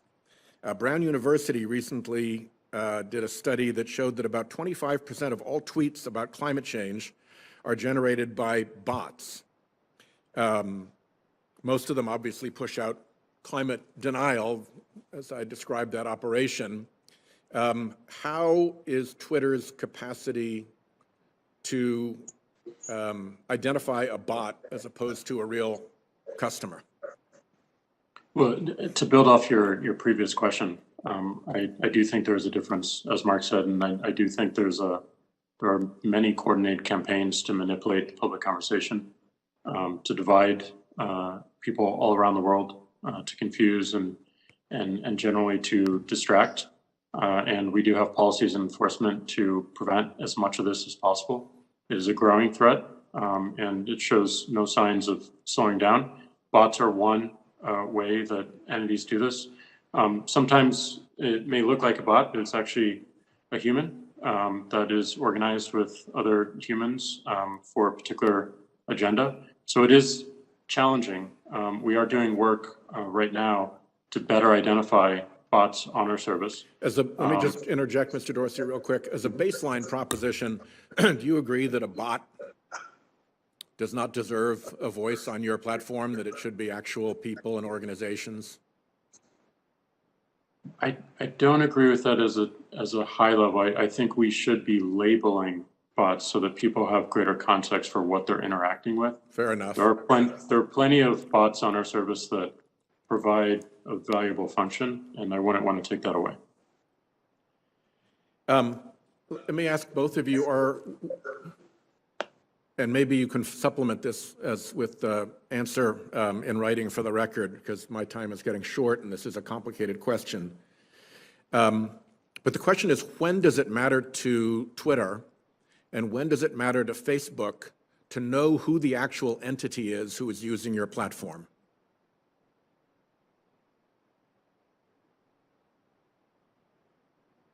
Let me start with you, Mr. Dorsey, since Mr. Zuckerberg went first last time.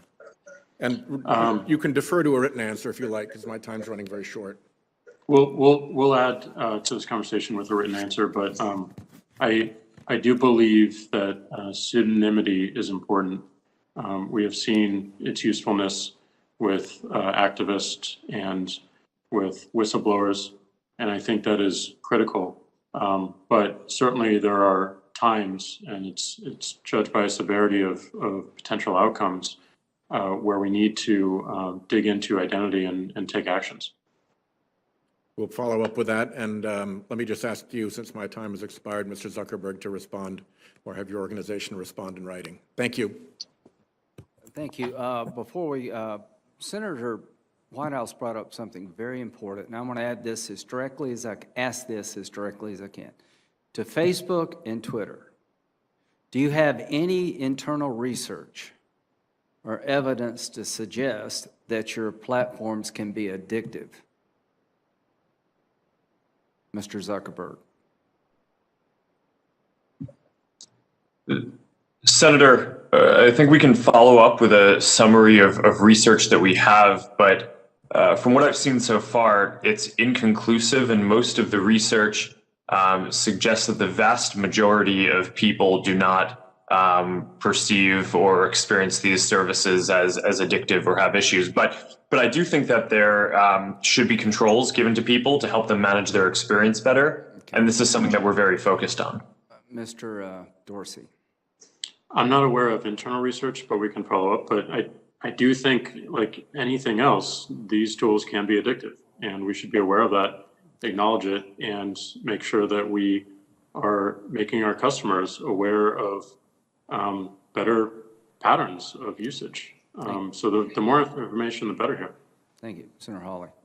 Thank you, Mr. Chairman. In the late 19th century, the heads of the biggest corporations in America, the robber barons, got together and they set rates, they set prices, they determined how they would control information flow, they determined how they get rid of competition. And I'll be darned if we aren't right back there again. Except for this time, you're the robber barons. Your companies are the most powerful companies in the world, and I want to talk about how you're coordinating together to control information. In recent days, my office was contacted by a Facebook whistleblower, a former employee of the company with direct knowledge of the company's content moderation practices, and I want to start by talking about an internal platform called Tasks that Facebook uses to coordinate projects, including censorship. The Tasks platform allows Facebook employees to communicate about projects they're working on together. That includes Facebook's censorship teams, including the so-called community well-being team, the integrity team, and the hate speech engineering team, who all use the task platform to discuss which individuals or hashtags or websites to ban. Now, Mr. Zuckerberg, you're familiar with the task platform, aren't you? Senator, we use the task system for, I think it's, as you say, for people coordinating all kinds of work across the company, although I'm not sure if I'd agree with the characterization specifically around content moderation that you gave. Well, let's get into that, and let me see if we can refresh your memory and provide folks at home watching with an example. Here over my shoulder is an example. It's a screenshot of the task platform in use. You'll notice if the cameras zoom in, several references to election integrity throughout on these lists of tasks. Again, this is shared across Facebook's sites, company locations, by working groups. What particularly intrigued me is that the platform reflects censorship input from Google and Twitter as well. So Facebook, as I understand it, Facebook censorship teams communicate with their counterparts at Twitter and Google and then enter those companies' suggestions for censorship onto the task platform so that Facebook can then follow up with them and effectively coordinate their censorship efforts. So, Mr. Zuckerberg, let me just ask you directly, under oath now, does Facebook coordinate its content moderation policies or efforts in any way with Google or Twitter? Senator, let me be clear about this. We do coordinate on and share signals on security-related topics. So, for example, if there is signal around a terrorist attack or around child exploitation imagery or around a foreign government creating an influence operation, that is an area where the companies do share signals about what they see. But I think it's important to be very clear that that is distinct from the content moderation policies that we or the other companies have, where once we share intelligence or signals between the companies, each company makes its own assessment of the right way to address and deal with that information. Well, I'm talking about content moderation. I'm talking about individuals, websites, hashtags, phrases to ban. Is it your testimony that you do not communicate with Twitter or Google about content moderation, about individuals, websites, phrases, hashtags to ban? Just yes or no. Do you communicate with Twitter or Google about coordinating your policies in this way? Senator, we do not coordinate our policies. Do your Facebook content moderation teams communicate with their counterparts at Twitter or Google? Senator, I'm not aware of anything specific, but I think it would be probably pretty normal for people to talk to their peers and colleagues in the industry. It would be normal, but you don't do it? No, I'm saying that I'm not aware of any particular conversation, but I would expect that some level of communication probably happens. But that is different from coordinating what our policies are or our responses in specific instances. Well, fortunately, I understand that the task platform is searchable. So will you provide a list of every mention of Google or Twitter from the tasks platform to this committee? Senator, that's something that I can follow up with you and your team after on. Well, yes or no, I'm sure you can follow up with the list, but why don't you commit while I've got you here under oath? It's so much better to do this under oath. Will you commit now to providing a list from the tasks platform of every mention of Google or Twitter? Senator, respectfully, I'm without having looked into this, I'm not aware of any sensitivity that might exist around that. So I don't think it would be wise for me to commit to that right now, So but I would be happy to follow.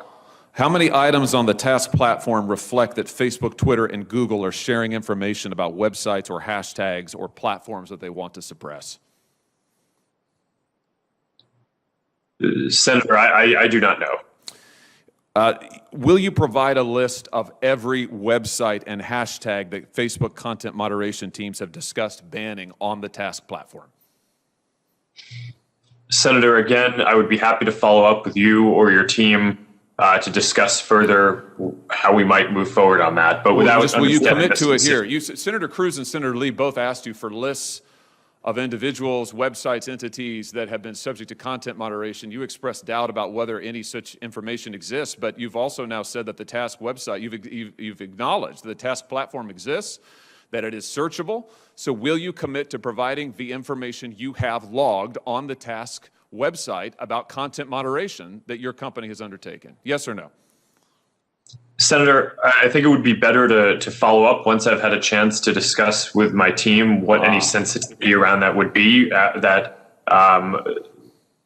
might prevent the kind of sharing that you're talking about. But once I've done that, I would be happy to follow up. All right, so you won't commit to do it here. We could, of course, subpoena this information, but I'd much rather get it from you voluntarily. But I think let everybody take note that Mr. Zuckerberg has now repeatedly refused to provide information that he knows that he has and has now acknowledged that he has, that Tasks has under oath. Let me switch to a different topic.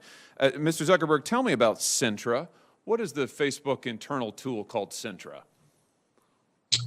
Senator, I'm not aware of any tool with that name.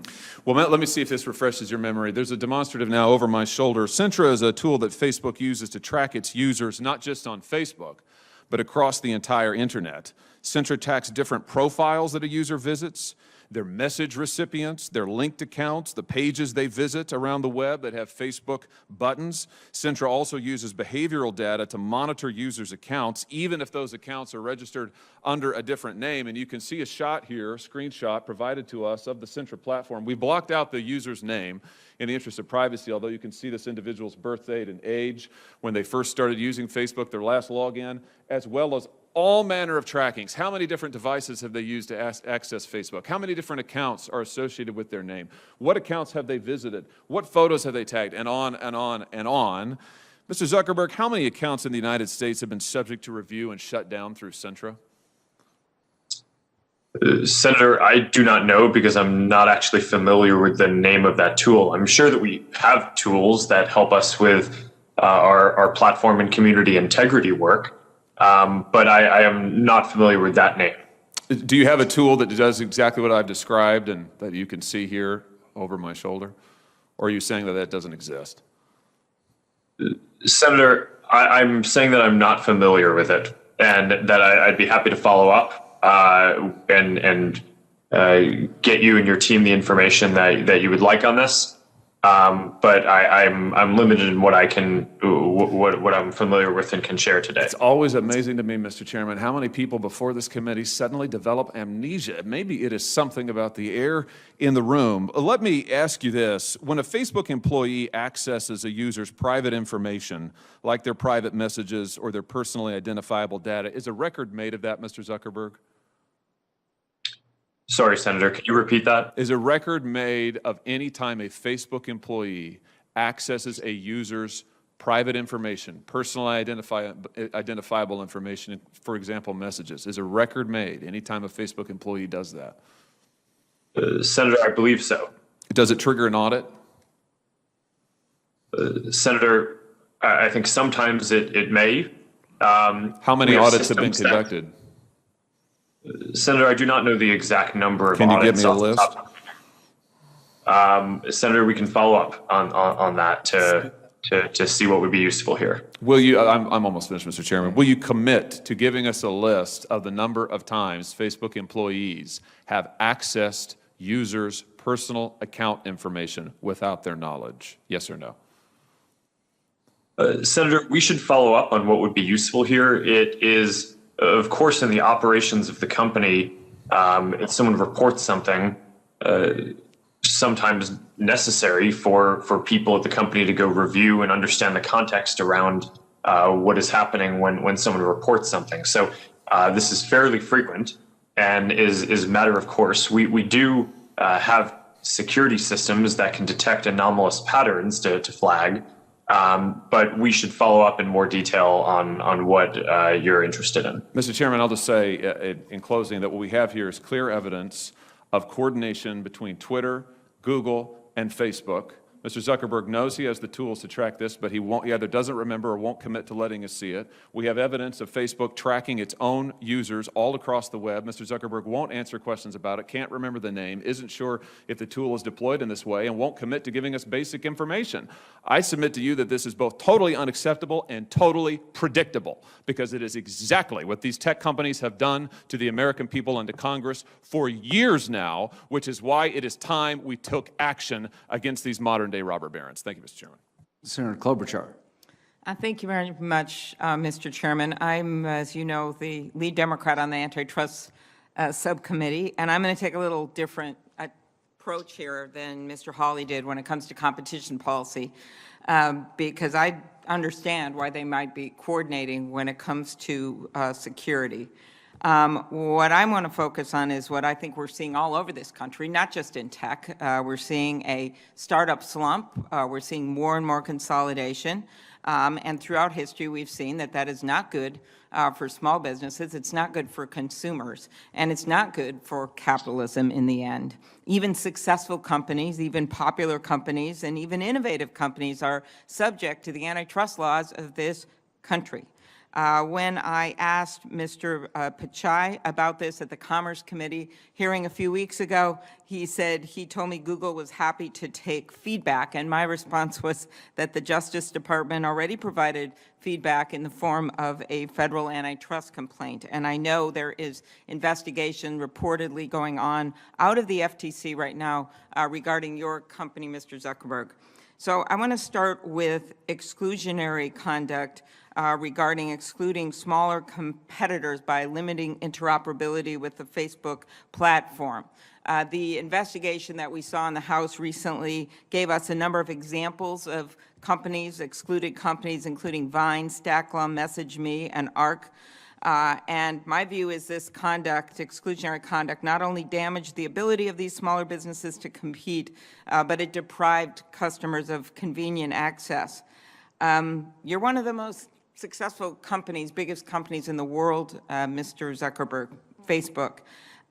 Do you think that this is fair competition or not with regard to the interoperability and how you've conducted yourself with these other companies? Senator, I'm generally strongly in favor of interoperability and building platform and API access for companies to be able to access. That's why we built the Facebook platform in 2007. Some of the policies that you mentioned, I think came about because what we were seeing was not necessarily startups, but larger competitors like Google and some of our Chinese rivals from trying to access our systems in order to use their scale to compete with us better. And it just felt to us like at the time that wasn't the intent of what we were trying to enable. Okay, well, we may have a non-Chinese example here. I just want to know, I know that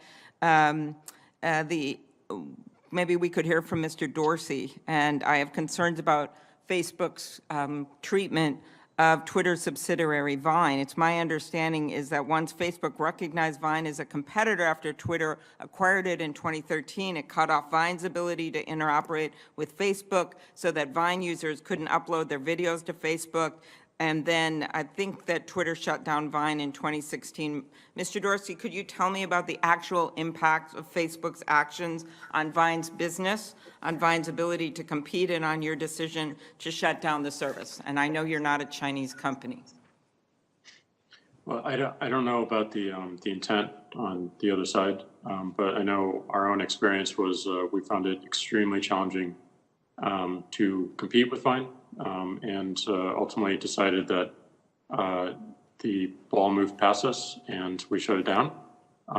Again, I don't know the specifics and the tactics and what was done, but we did find a very, very challenging market to enter, even though we existed prior to some of our peers doing the same thing. Okay, I'm going to move to something else quickly. Instagram and WhatsApp. We have some released internal Facebook emails in which you, Mr. Zuckerberg, wrote that Instagram was nascent, and if they grow to a large scale, they could be very disruptive to us. And in a later email, you confirmed that one of the purposes of Facebook acquiring Instagram would be to neutralize a competitor. You wrote those emails that were mentioned in that House report. Is that right, Mr. Zuckerberg? Senator, I believe so, and I've always distinguished between two things, though. One is that we had some competition with Instagram in the growing space of kind of camera apps and photo sharing apps. But at the time, I don't think we or anyone else viewed Instagram as a competitor, as a kind of large multi-purpose social platform. In fact, people at the time kind of mocked our acquisition because they thought that we dramatically spent more money than we should have to acquire something that was viewed as primarily a camera and photo sharing app at the time. Okay, well, and then here's the think it's issue is though, important to we don't know how it would have done. And when we look at your emails, it kind of leads us down this road as well with WhatsApp, that part of the purchase of these nascent competitors is to, I'll use the words of FTC Chairman Joe Simons, who just said last week, a monopolist can squash a nascent competitor by buying it, not just by targeting it with anti-competitive activity. So I know that this is a subject of investigation. Maybe we'll be hearing something soon, but I think it's something the committee members better be aware of, not just with Facebook, but what's been going on with these deals that have gone through and how it's had led to more and more consolidation, and how we as the Senate, and I just talked to Chairman Graham about this last week, could actually do something about this by changing some of the standards in our laws to make it easier to bring these cases and not just involving tech. So I want to go to something here at the end, the political ad discussion we had in front of the Commerce Committee, Mr. Zuckerberg. I know you said that Facebook had made over $2 billion on political ads over the last few years. You said this was your, quote, relatively small part of your revenue. I know that, but it's a kind of a big part of the lives of politics when that much money is being spent on ads. This is a bill I actually have with Senator Graham. Yet we have seen these political ads that keep creeping through despite your efforts to police them on your own. And this is why I would so badly like to pass the Honest Ads Act. One ad that went through, it says, in 3 battleground states, ballots marked for Donald Trump had been discarded. Poll, will voter fraud only increase closer to November? So it stated in 3 battleground states, paid ad, ballots marked for Donald Trump have been discarded.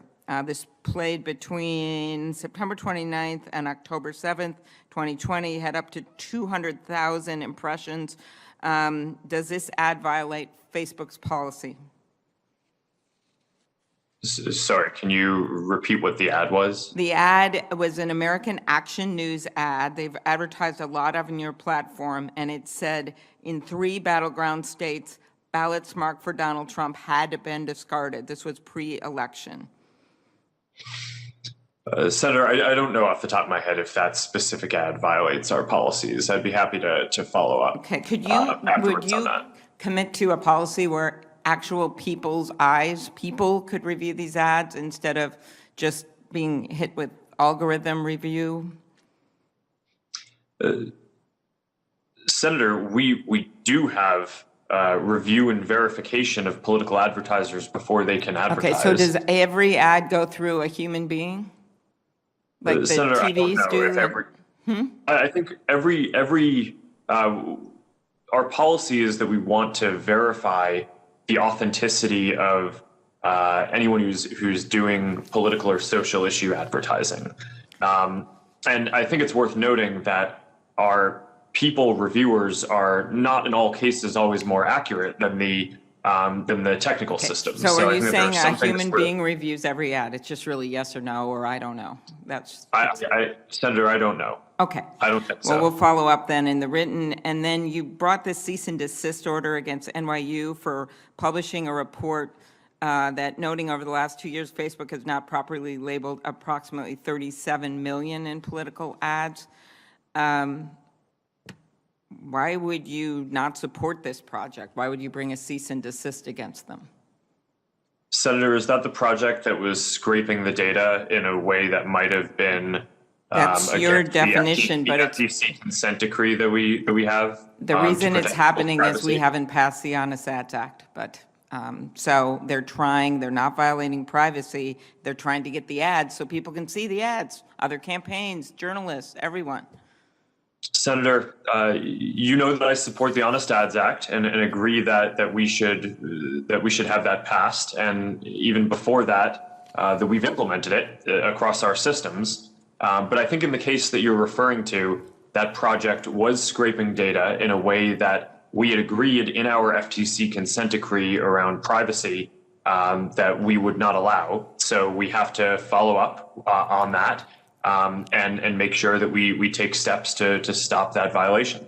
Okay, last, Mr. Dorsey, do you think there should be more transparency with algorithms? As part of this is not just, and I'm off of the ads now, I'm on just generically. Part of this is that people don't know how this data is going across the systems and across the platforms, and people basically are buying access, has been my impression. So that even if you say, like, what's the news in the last 24 hours, old stuff comes up, something's gone awry from the beginnings of this. Would it be helpful, do you think, if there was more transparency with algorithms? I do think it would be helpful, but it's technically very, very challenging to enforce that. I think a better option is providing more choice to be able to turn off the algorithms or choose a different algorithm so that people can see how it affects one's experience. Okay, thank you. And I ask that both of you look at the bill that Senator Kennedy and I have, the Journalism Competition and Preservation Act, to help the content providers negotiate with digital platforms. Thank you. Thank you. Senator Tillis.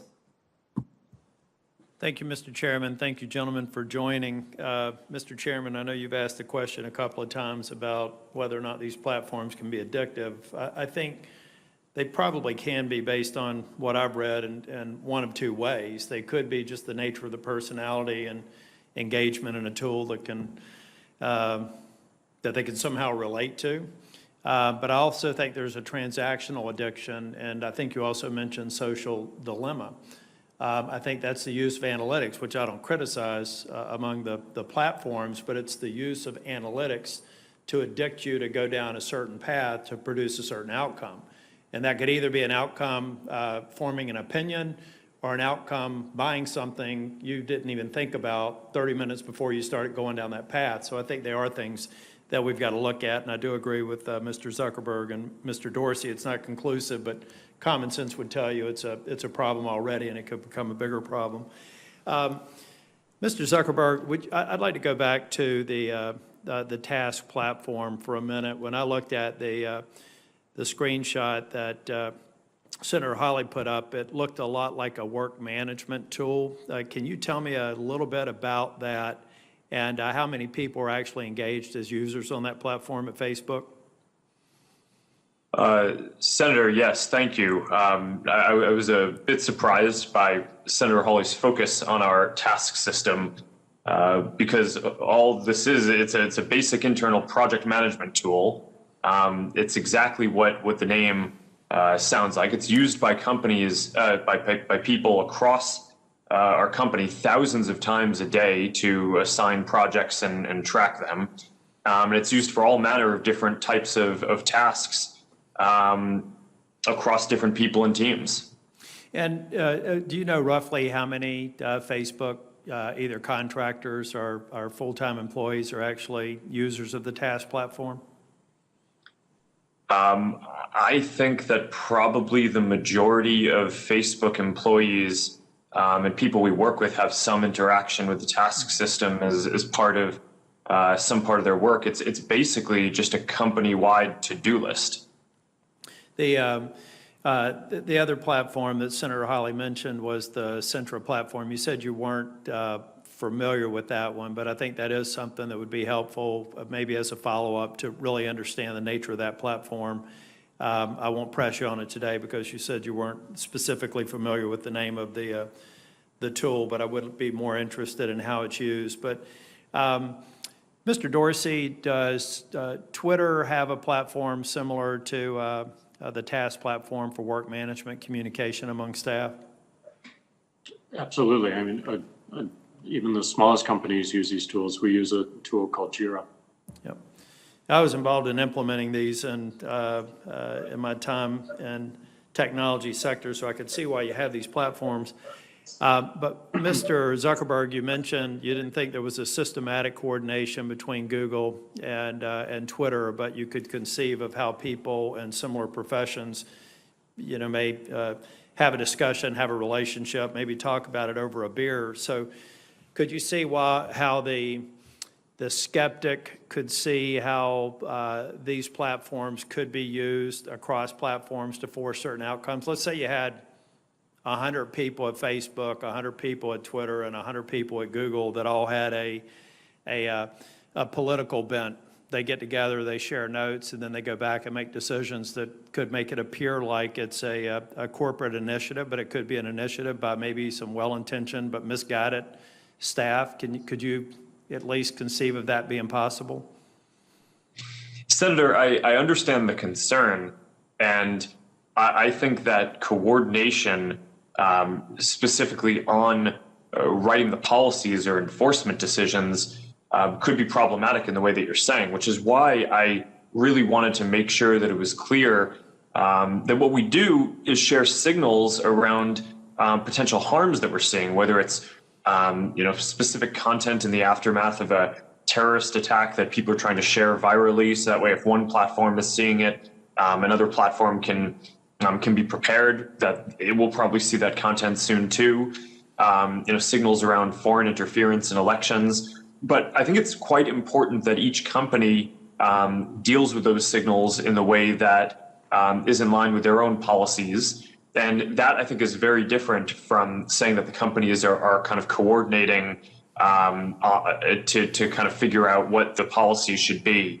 I understand what the concern would be around that, and that's why I wanted to be clear about what we do and don't do there. No, I agree with that. I would find it horribly irresponsible to think that this was some sort of a systematic approach across the platforms, but just with the sheer numbers of people that you all employ now, I could see how some of what's been suggested here in the hearing could actually occur with just small groups of people trying to manipulate certain outcomes. I don't want to get into details there, except to know that the task platform, if it's similar to ones that I have experience with, has a lot of logging, has a lot of data to where maybe you could do yourself a service by saying, I hear what's been suggested here, but in analyzing the interactions between groups of people and seeing maybe some aberrations, some people being more active and more geared towards one outcome or another, it could actually help you alleviate some of our concerns with the way these platforms are being manipulated.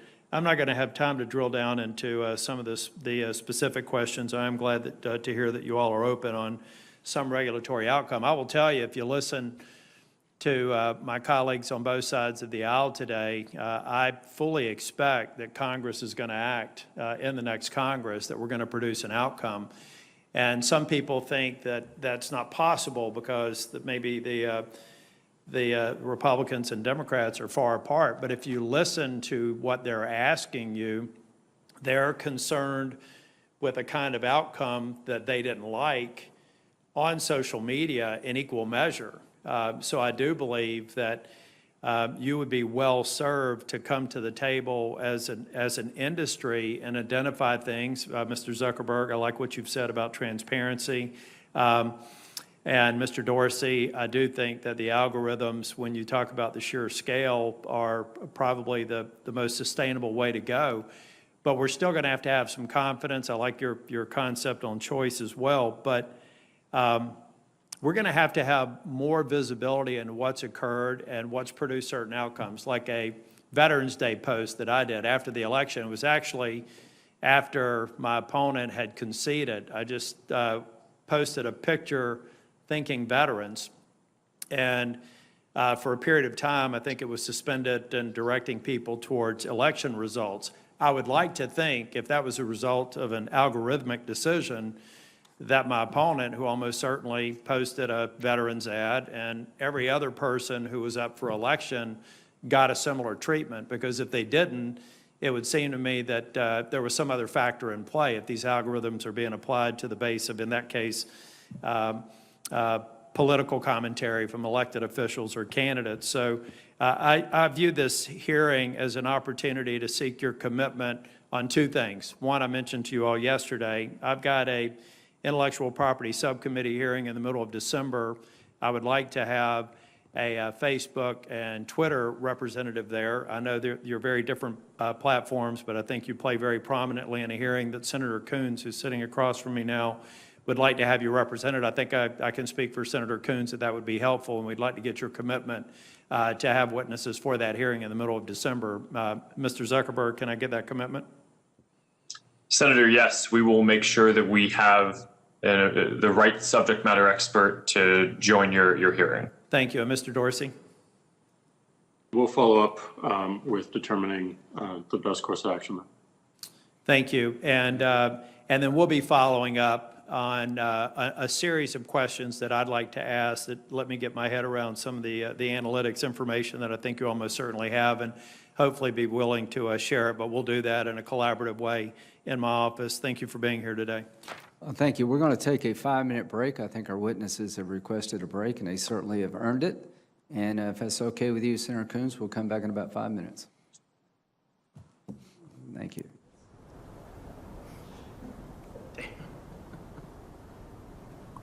Always, who breaks with the nicest people will always say yes.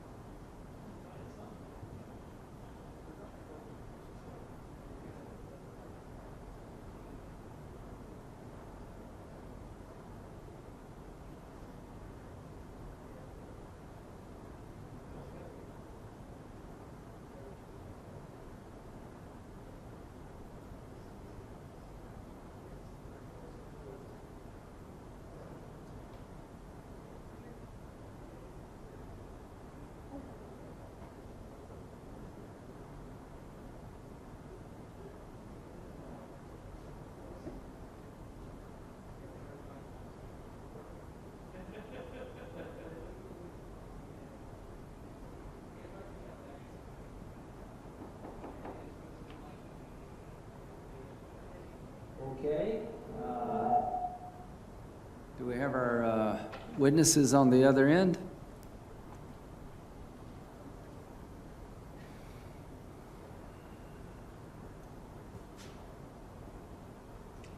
Mr. Zuckerberg, Mr. Dorsey?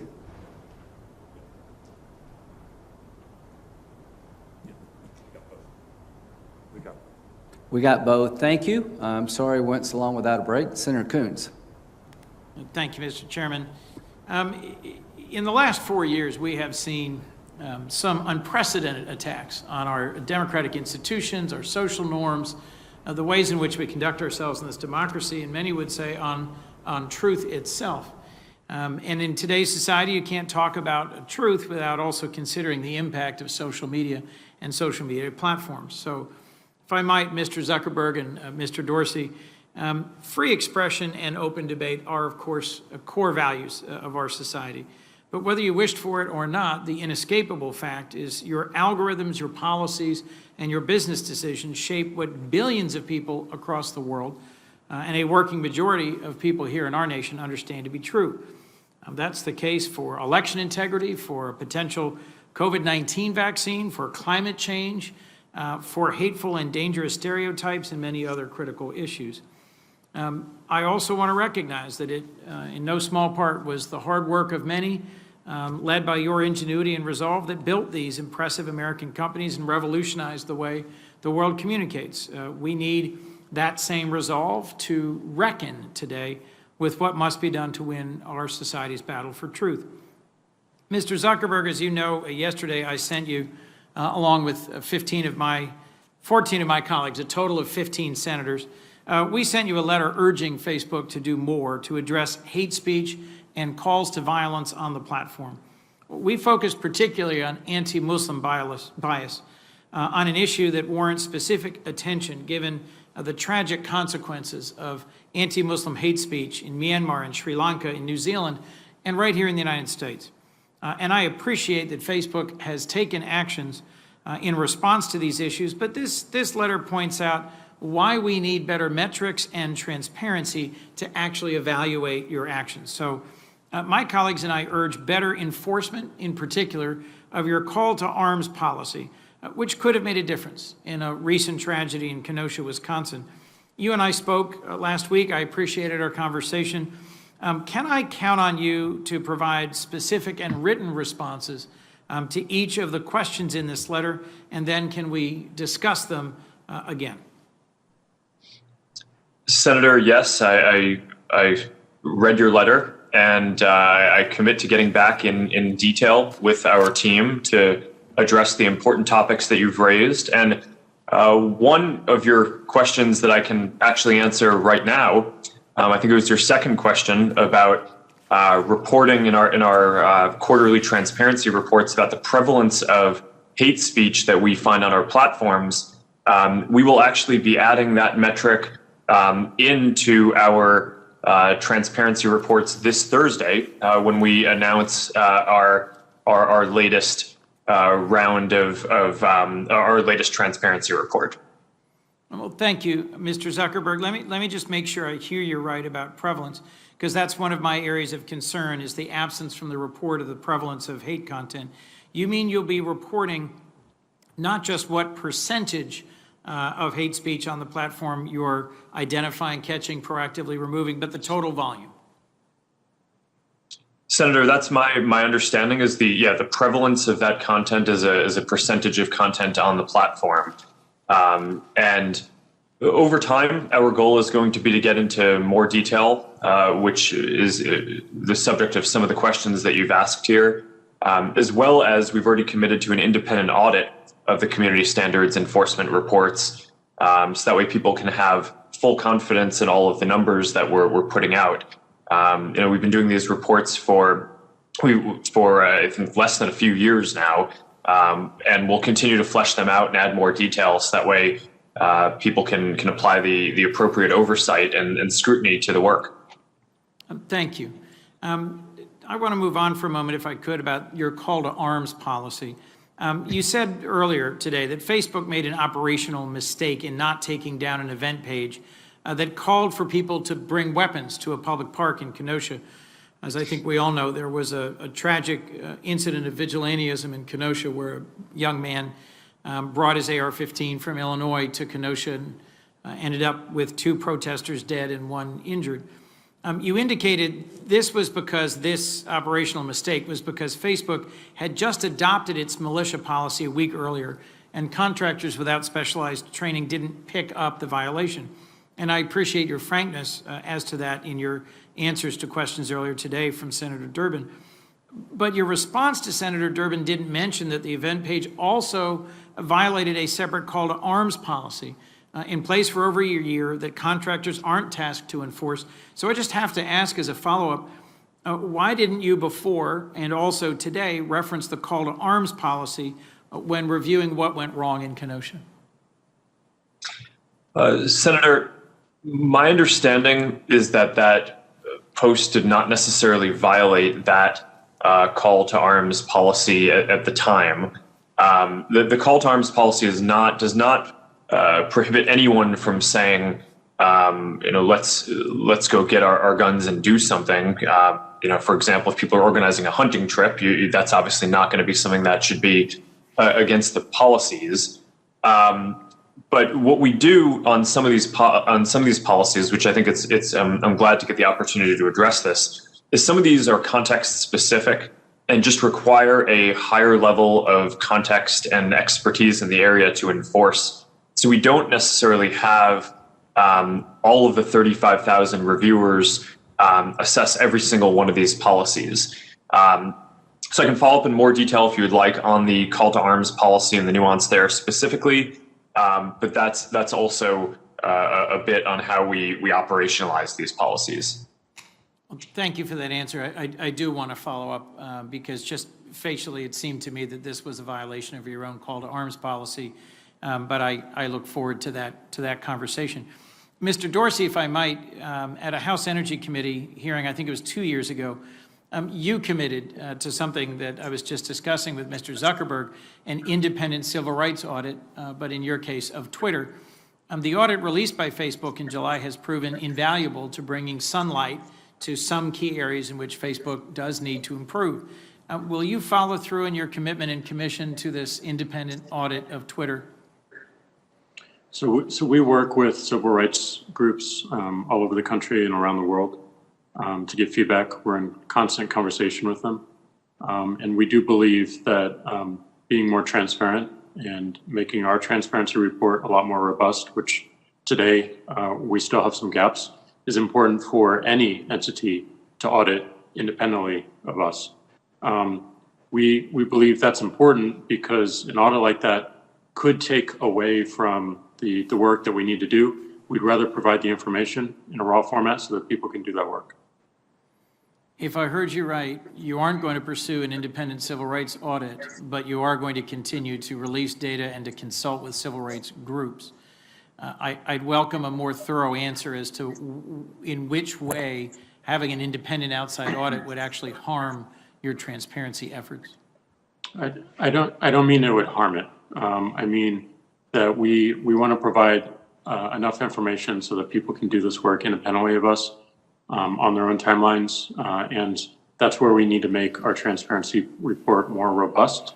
And as I said, we have regular conversations with these groups and take feedback regularly. You do, Mr. Dorsey, have policies against deep fakes or manipulated media, against COVID-19 misinformation, against things that violate civic integrity, but you don't have a standalone climate change misinformation policy. Why not? Well, misleading information, as you are aware, is a large problem. It's hard to define it completely and cohesively. We wanted to scope our approach to start to focus on the highest severity of harm. We focused on 3 areas: manipulated media, which you mentioned, civic integrity around the election specifically, and public health specifically around COVID. We wanted to make sure that our resources that we have the greatest impact on where we believed the greatest severity of harm is going to be. Our policies are living documents. They will evolve. We will add to them. but we thought it important that we focus our energies and prioritize the work as much as we could.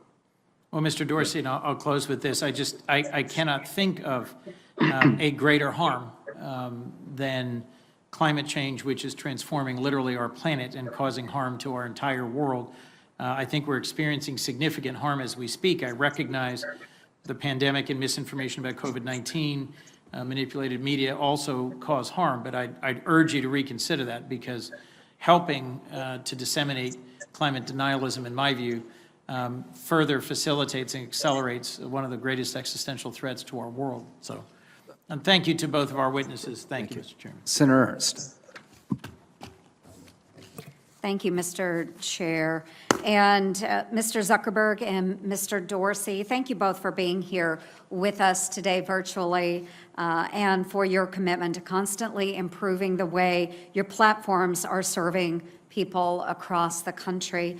There has been a lot of talk today. Many of us have been listening from our offices or online about the censorship of ideas and news on your platforms. And these are the things that have been at the forefront of Americans' minds in the lead up to the election, as well as the week since our 2020 general election. And, you know, the people that I hear from, of course, believe that conservatives were wrongfully being silenced, while those on the left that were given basically free reign of your platforms. And one of the points of contention that is often brought up is that you do recruit heavily from California, which leads to your employee base skewing quite heavily to the left. So my first question is for both of you. Do you have concerns about your ability to monitor disinformation on both sides of the political aisle equally, given that the majority of your employees typically do lean towards the more progressive side? And again, to both of you, have you taken any steps then at all to make your employee base more representative of the country as a whole when it comes to political affiliation? And Mr. Zuckerberg, if we could start with you, please. Thank you, Senator. I think that this is those are both really important topics. In terms of assessing what is misinformation, I think it's important that we don't become the deciders on everything that is true or false ourselves, which is why we've tried to build a program of independent fact checkers that we can work with on this. And those fact checkers are accredited not by us, but by the Independent Pointer Institute for Journalism as part of the International Fact Checking Network. And it includes fact checkers that I think span the political spectrum, as well as I think the majority of them who would call themselves apolitical. So we've tried to address the issue of making sure that there isn't a bias in our actions by actually having us not be the deciders on that type of content ourselves. And to your second question about taking steps to diversify the employee base,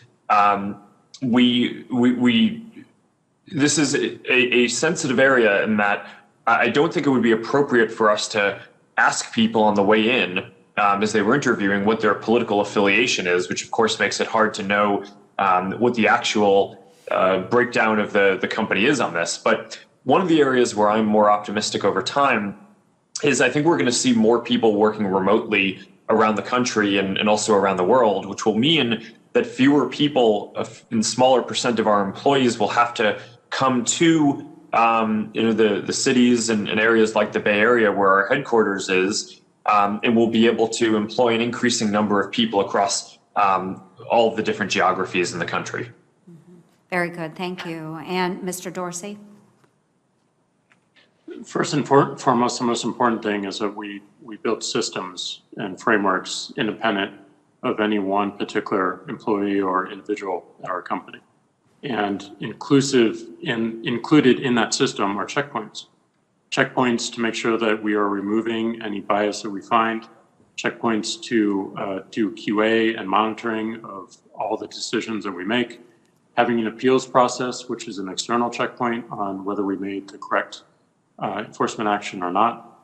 So we want to build something that's independent of the people that we hire, and that is our focus, building a system. Second, like Mark, I'm really excited that we are at a stage where we can decentralize our company even more, that we do not need people to move to San Francisco, that we can hire people all over the country. They can stay where they want to be, wherever they feel most creative.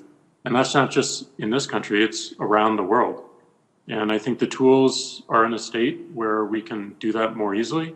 We've obviously been forced to do it with COVID. And I don't think it's a state that we will return from. With the days of having one centralized massive corporate headquarter in any one particular city are certainly over for us, at least, and I think many other entrepreneurs starting companies today. Yeah, very good. I really appreciate that, and I think that COVID has taught us all a very important lesson, and for those to be able to work remotely, I think you will find greater diversity in thought, which is very important, I think, for the types of platforms that you both represent. Now, I'd like to move on to an entirely different topic, and since I began my career here in the Senate, I have been committed to, of course, protecting those who need it most, and folks, our children are the most in need, and it's our job as lawmakers to respond to the ongoing threats against them. And social media has created a whole new world for all of us, and it can help us share that information and resources with the public about human trafficking and child exploitation, and it can also help us keep track of sexual predators and ensure our children are safe from those known threats. And in fact, I've been working on legislation that would help update what information sexual predators have to provide about their online identities. And as we all know, however, social media can also be incredibly harmful. Child sexual abuse material, CSAM, is present on nearly every single social media platform that exists. And in such polarized times, I am grateful that it is this subject that we do find, it doesn't matter if you're on the left or the right, we can come together to find solutions for this issue. And Mr. Zuckerberg, I know that you and I touched upon this briefly last week when we spoke over the phone, and I do hope, Mr. Dorsey, that you also share Mr. Zuckerberg's commitment to fighting these types of issues on your platforms. So just very briefly here, as I'm running out of time, but Mr. Zuckerberg, I do understand that Facebook is planning to outfit Facebook Messenger with end-to-end encryption.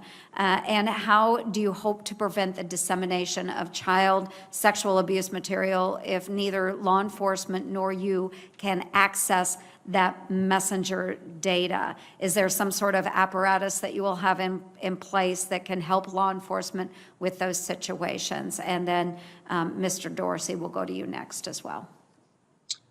Senator, thank you for this. I think you're right on every count in what you just said, both that child sexual exploitation is one of the gravest threats that we focus the most on. And it is also an area that will face new challenges as we move to end-to-end encryption across our messaging systems. Of course, the reason why we're moving to encryption is because people want greater privacy and security in their messaging systems, and over time are choosing systems that can provide them more privacy and security. And that's something that I think it makes sense for us to offer. I think encryption broadly is good, but it is going to mean that we're going to need to find and develop some new tactics. A lot of what we have found around the best ways to identify bad actors on our system is not actually by looking at the specific content itself, but by looking at patterns of activity and where is it that a group or a person is not behaving in the way that a normal person would, so you can flag and review that. And we've grown increasingly sophisticated at that. That goes across the foreign interference prevention work that we do, and it also will be a factor here. and I'd be happy to follow up in more detail on what we have planned. But overall, I would say that this is something that we're very focused on, and I agree with your concern. Okay, thank you very much. And Mr. Dorsey, you as well. So those that are on Twitter, making sure that law enforcement would have access, if at all possible. If you could give me an overview of that, please. Yeah, child exploitation is absolutely terrible, and we don't tolerate it on our service at all. We regularly work with law enforcement to address anything that we see, inclusive of the patterns that Mark has mentioned. The majority of Twitter is public, so we don't have as much activity in private channels. So it's a different approach, but it's still, we still see the same activity, and it's one of our highest priorities in terms of the severity of harm. Thank you both very much for being accessible to us today. I truly appreciate your input, Mr. Chairman. Thank you. Thank you. And Ms. Zuckerberg, I really want to appreciate what Facebook has done in the area of sexual exploitation of children. Y'all have done a very good job of trying to help law enforcement in that area. Senator Hirono. Thank you, Mr. Chairman. Mr. Zuckerberg, for the second time in 3 weeks, you've been called before the Senate committee so my Republican colleagues can beat you up over claims that your platforms are supposedly biased against conservatives. The fact of the matter is that these allegations are completely baseless. Everyone who has systematically looked at the content of social media, from Media Matters to the Cato Institute to former Republican Senator John Kyle, has found absolutely no evidence of anti-conservative bias. And data from CrowdTangle show that far-right content from the likes of Fox News, Ben Shapiro, David Bongino dominates the daily top 10 most engaged pages on Facebook. So all of these allegations about the fact that you hire or all of your employees are left of center is relevant of nothing. Certainly not relevant of some sort of anti-conservative bias in terms of your content moderation. So the way I see it, this hearing is a transparent effort by my Republican colleagues to work the refs. And unfortunately, in my view, it is working. 2 weeks ago, the Washington Post reported that Facebook has bent over backwards to avoid claims that it was biased against conservatives, and it removed a strike against Donald Trump Jr.'s Instagram account that would have penalized him as a repeat offender. Apparently, one of several strikes removed from the accounts of Trump family members. Pro-Trump super PAC American First Action was allowed to post material rated false by Facebook's third-party fact checkers without penalty. And these are just a few examples. And they are nothing new. In 2019, Facebook included Breitbart, a website described by its co-founder as a platform for the alt-right, as one of its trusted news sources. And early in 2019, Facebook selected the Daily Caller, another site with white nationalist ties, to be one of its third-party fact checkers. And the Wall Street Journal has reported how Joel Kaplan, former deputy chief of staff to George W. Bush, stopped changes designed to make Facebook's algorithms less divisive because the changes would have disproportionately affected conservative users and publishers, according to Kaplan. So Mr. Zuckerberg, you founded Facebook, a company with a market capitalization of approximately $80 billion, and you control a majority share of the company's voting stock. And Mr. Zuckerberg, I'm really wondering at what point you will stop giving in to baseless claims of anti-conservative bias and start exercising your control over Facebook to stop driving division and actually, to quote you, build community and bring the world closer together, end quote, as you claim is Facebook's mission. My questions to both of you. A recent Harvard study found that President Trump was the single biggest source of voting-related misinformation in the run-up to the presidential election. Since the election, President Trump has only continued the lies on Twitter and Facebook, falsely claiming that he won re-election and that the election is being stolen from him. But the truth is, Joe Biden won the election, as major news networks and the Associated Press have confirmed. In response to President Trump's lies, you have, at most, added a warning label while still allowing the president's misinformation to remain online.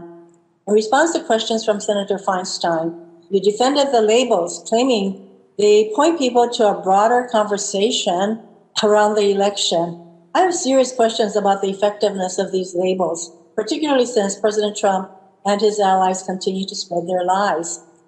For both of you, what evidence do you have that these labels are effective in addressing President Trump's lies? Response, please. So, and I think Mark mentioned this earlier as well. We are doing a retrospective on the effectiveness of all of our actions through the election. We believe the labels point to, as you said, a broader conversation that people can see what's happening with the election and with the results. We don't want to put ourselves in a position of calling an election. That is not our job.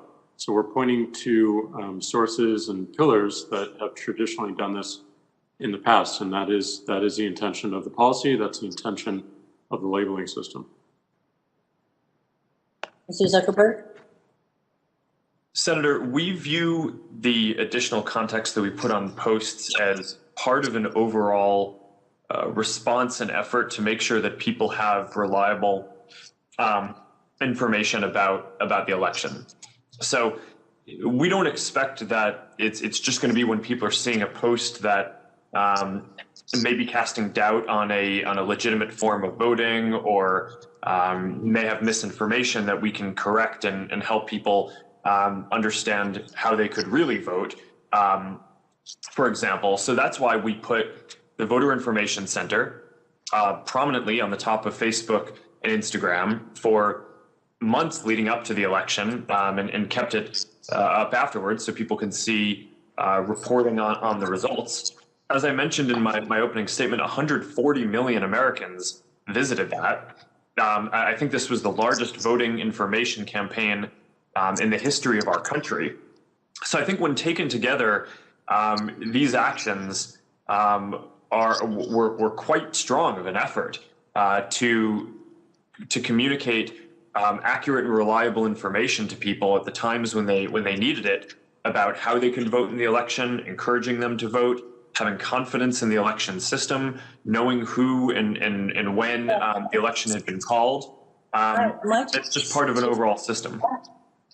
My time is running out, and so all of the information, the actual information, voter information you provide, that is good, but we're talking about all of these misinformation, actually outright lies that are put out by the president, and you have these labels. And I really have questions as to whether or not this kind of labeling, and I'm glad that at least Mr. Dorsey is determining whether these labels do anything to actually create a larger framework for discussion.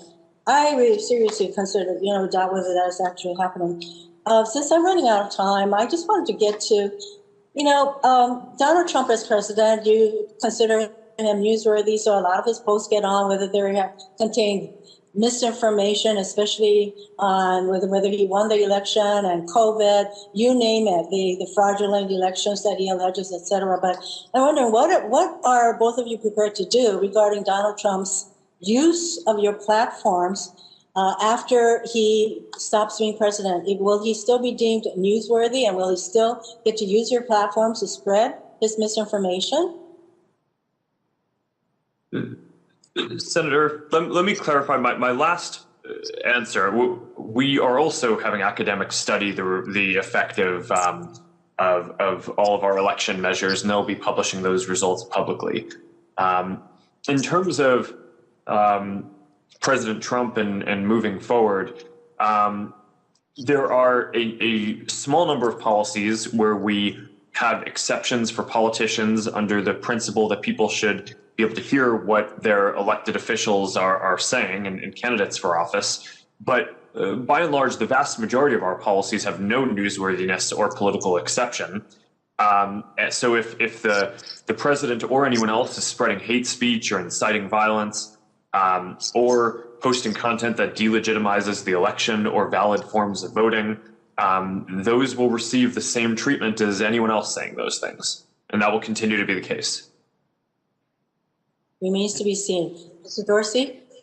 So we do have a policy around public interest, where for global leaders, we do make exceptions in terms of whether if a tweet violates our terms of service, we leave it up, but we leave it up behind an interstitial, and people are not allowed to share that more broadly. So a lot of the sharing is disabled, with the exception of quoting it, so that you can add your own conversation on top of it. So if an account suddenly is not a world leader anymore, that particular policy goes away.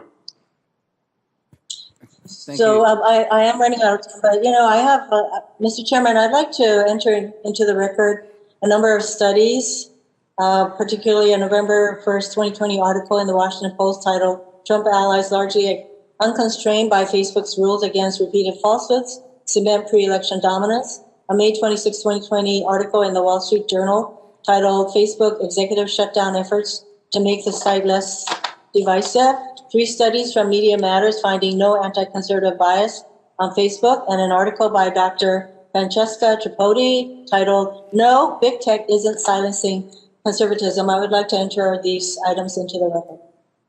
Without objection, Senator Kennedy. Thank you, Mr. Chairman. Gentlemen, each of you has founded an extraordinarily successful company. And they're both American companies. And I think I would be remiss if I didn't say congratulations. I'm very proud of the fact that it was American ingenuity that did this. I think we can also both agree that both Twitter and Facebook have enormous power as a result of your success.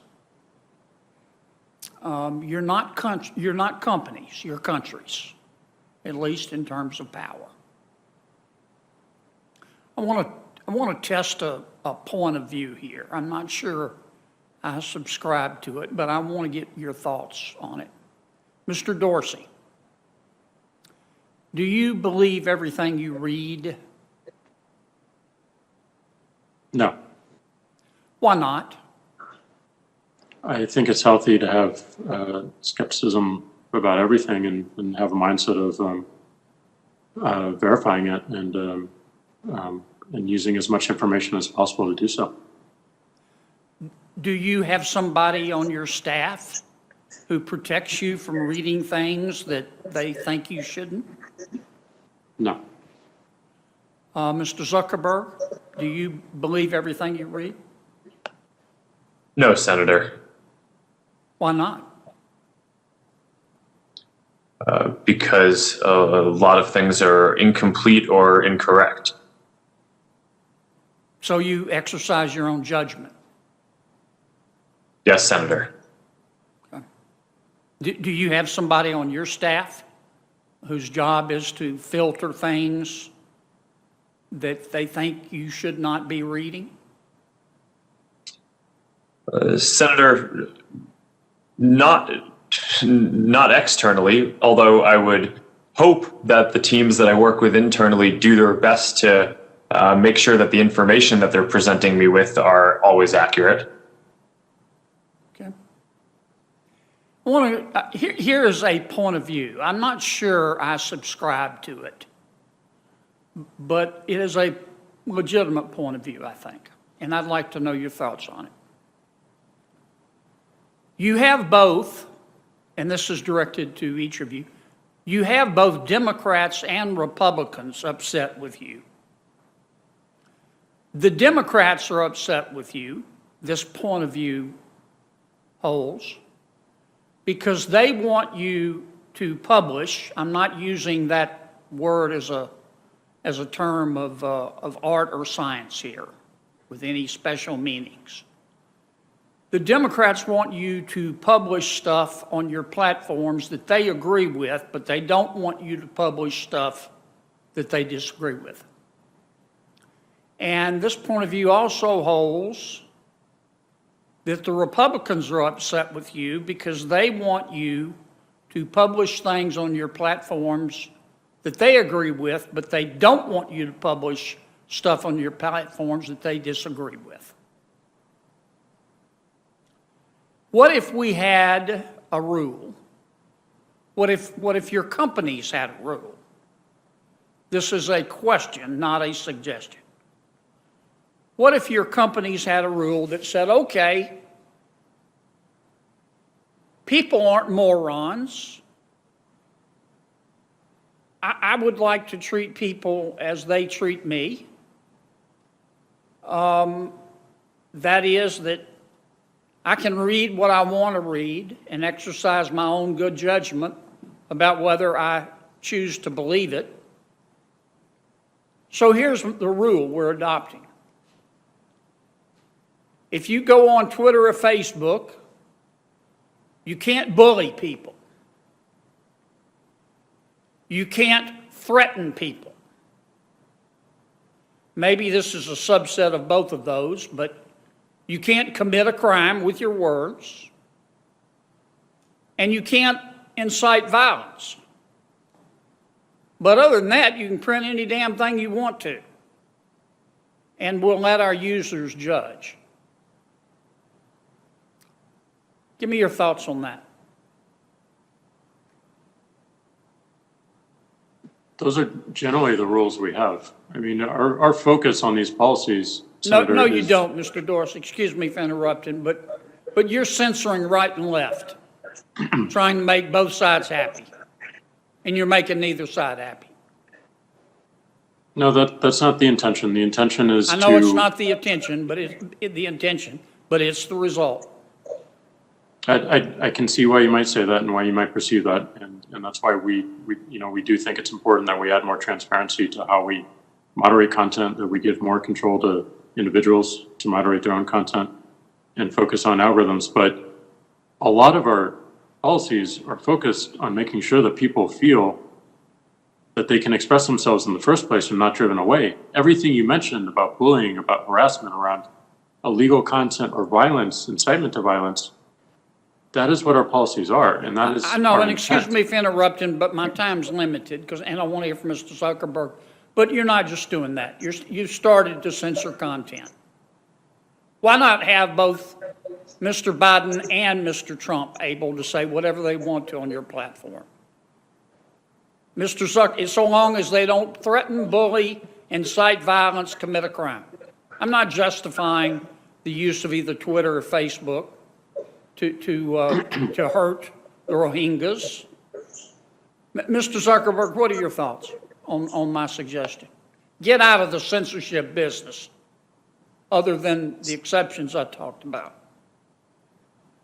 Senator, in principle, I agree with what you are saying, although I think that there are more categories of harm than just the ones that you've mentioned. So, but I think the basic principle behind what you're saying is a definition of free expression that says that people should be able to share their opinions broadly, except if it's going to cause imminent or irreparable harm to another person, which now even the most ardent First Amendment supporters, agree that you shouldn't be able to yell fire in a crowded theater if there's not actually a fire, right? Because that could put people in the risk of imminent harm. So you mentioned terrorism, you mentioned child exploitation and bullying as forms of harm.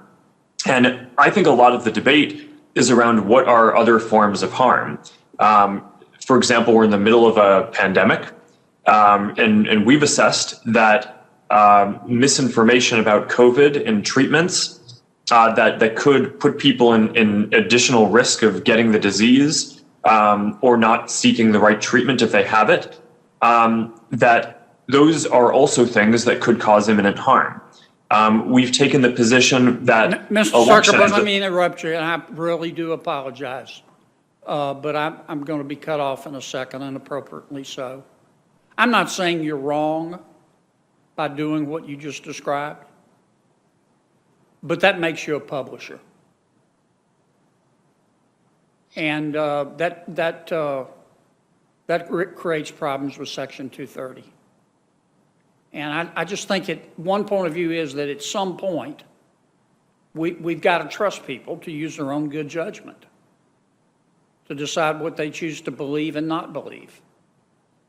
And not try to assume that we're smart and they're stupid, and that we can discern believable information and information that shouldn't be believed, but everybody else is too stupid to do it. Okay.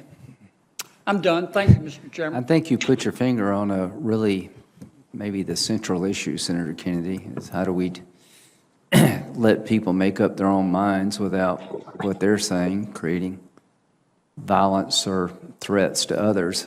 Very complicated endeavor. Senator Booker. Senator Booker? Thank you. Chairman, can you hear me? Chairman? Yes, and to our witnesses, we have 2 more senators and we'll be done, and I appreciate your patience. Senator Booker. I appreciate that, Mr. Chairman, and I appreciate listening to this hearing. I really want to bring just focus back to what I think is why we're here, which is the 2020 election. And I've been saying in this committee for many months now about the tragic consequences of us normalizing things that should express considerable outrage. There's not a person on this committee on either side that doesn't know who the next president of the United States will be.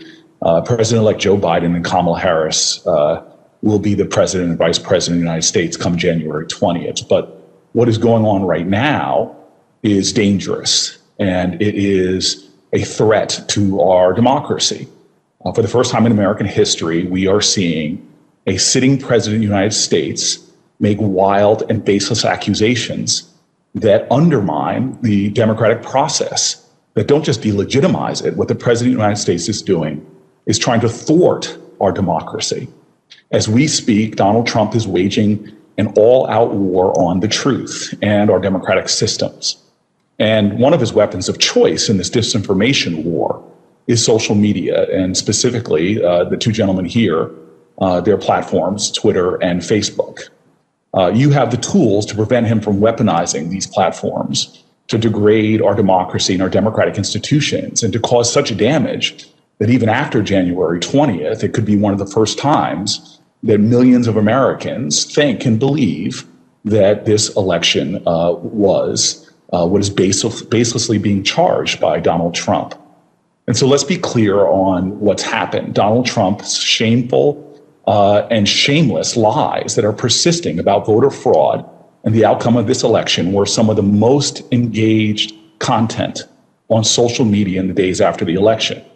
By one measure, during the week after the election, his posts on Facebook made up every single one of the top 10 most engaged posts in the United States, and 22 out of 25 of the top most engaged posts in our country. And his number 1 post, the top of them all, was a false declaration of victory. On Twitter, his tweet on falsely claiming victory was viewed by millions of users. This was and is not just a disinformation campaign by the President of the United States, but literally the most powerful person in our country doing an all-out assault on the constitutional ideal of a democracy that he was sworn to protect. So let's take a step back, because I think this would be bipartisan if we looked at what was happening in another country.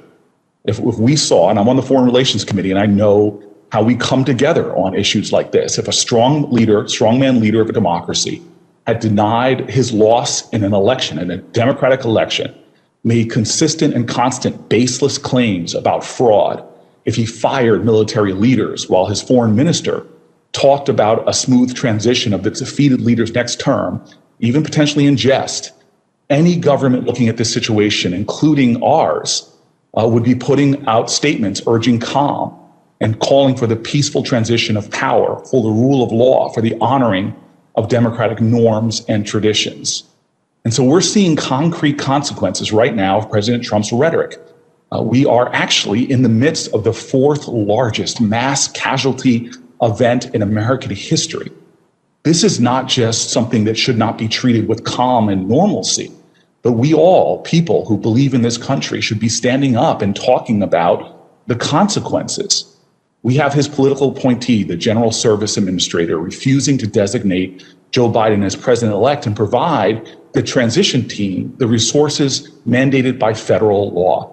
It was not that long ago that the 9/11 Commission said that one of the things that undermined our ability to meet the terroristic threats to our country happened because of a transition that was undermined, or excuse me, a transition that did not happen in the normal course.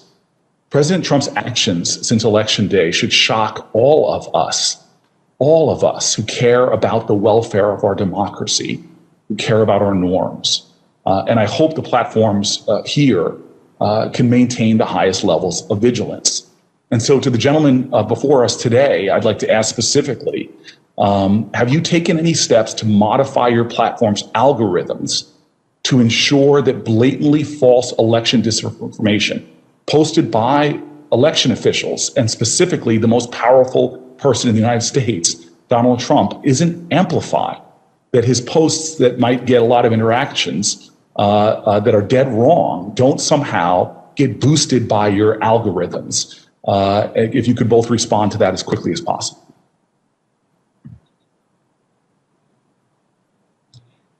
Senator, I'll go first, and I share your concern on this, and I think it's unfortunate that we had to put in place a policy around premature or false declarations of victory, but we had to do that, and we anticipated this back in September when we put the policy in place. And a lot of what we're trying to do is help distribute reliable information, which we attach both to posts on the topic by President Trump or any of the other candidates or elected officials who are talking on the subject. But more importantly, we put that reliable information, including about election results, at the top of Facebook and Instagram for everyone to see, and that supersedes what the algorithm or what newsfeed chooses to show. I appreciate that. I just like to get Jack's, this is information I know. Jack, if you want to just respond on the algorithm, excuse me, Mr. Dorsey, if you want to respond about the algorithms too, do you have specific measures that you're taking to prevent your algorithms from boosting false content? Yeah, so many of the labels did change how the algorithms amplify content. And then, President Trump right now is spreading dangerous misinformation about our electoral process. It's going on right now. And maybe if you guys, if you gentlemen would just cogently, through this process, this ongoing process right now, are there steps you will be taking that you have not already delineated as we are going into what could be very dangerous waters, unprecedented waters in this country? Is there any additional steps that you will be taking right now in the coming days or weeks to stop the further amplification and undermining of our democracy? We are heading potentially, depending upon the behavior of a president who's shown himself to be erratic. Are there steps that you were prepared to take in the coming days and weeks to address this misinformation that we are seeing is coming in an unrelenting manner?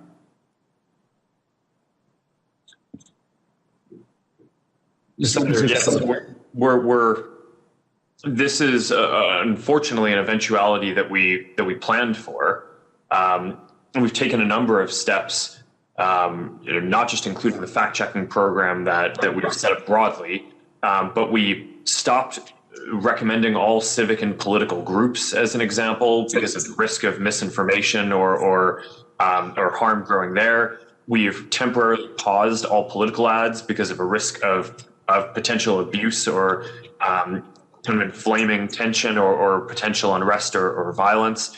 And there are a number of other steps that we've taken like this as well, that we've done in other countries when there are risks of civil unrest, and that we've shown have worked. So I'd be happy to follow up in more detail on all of the steps that we're taking there.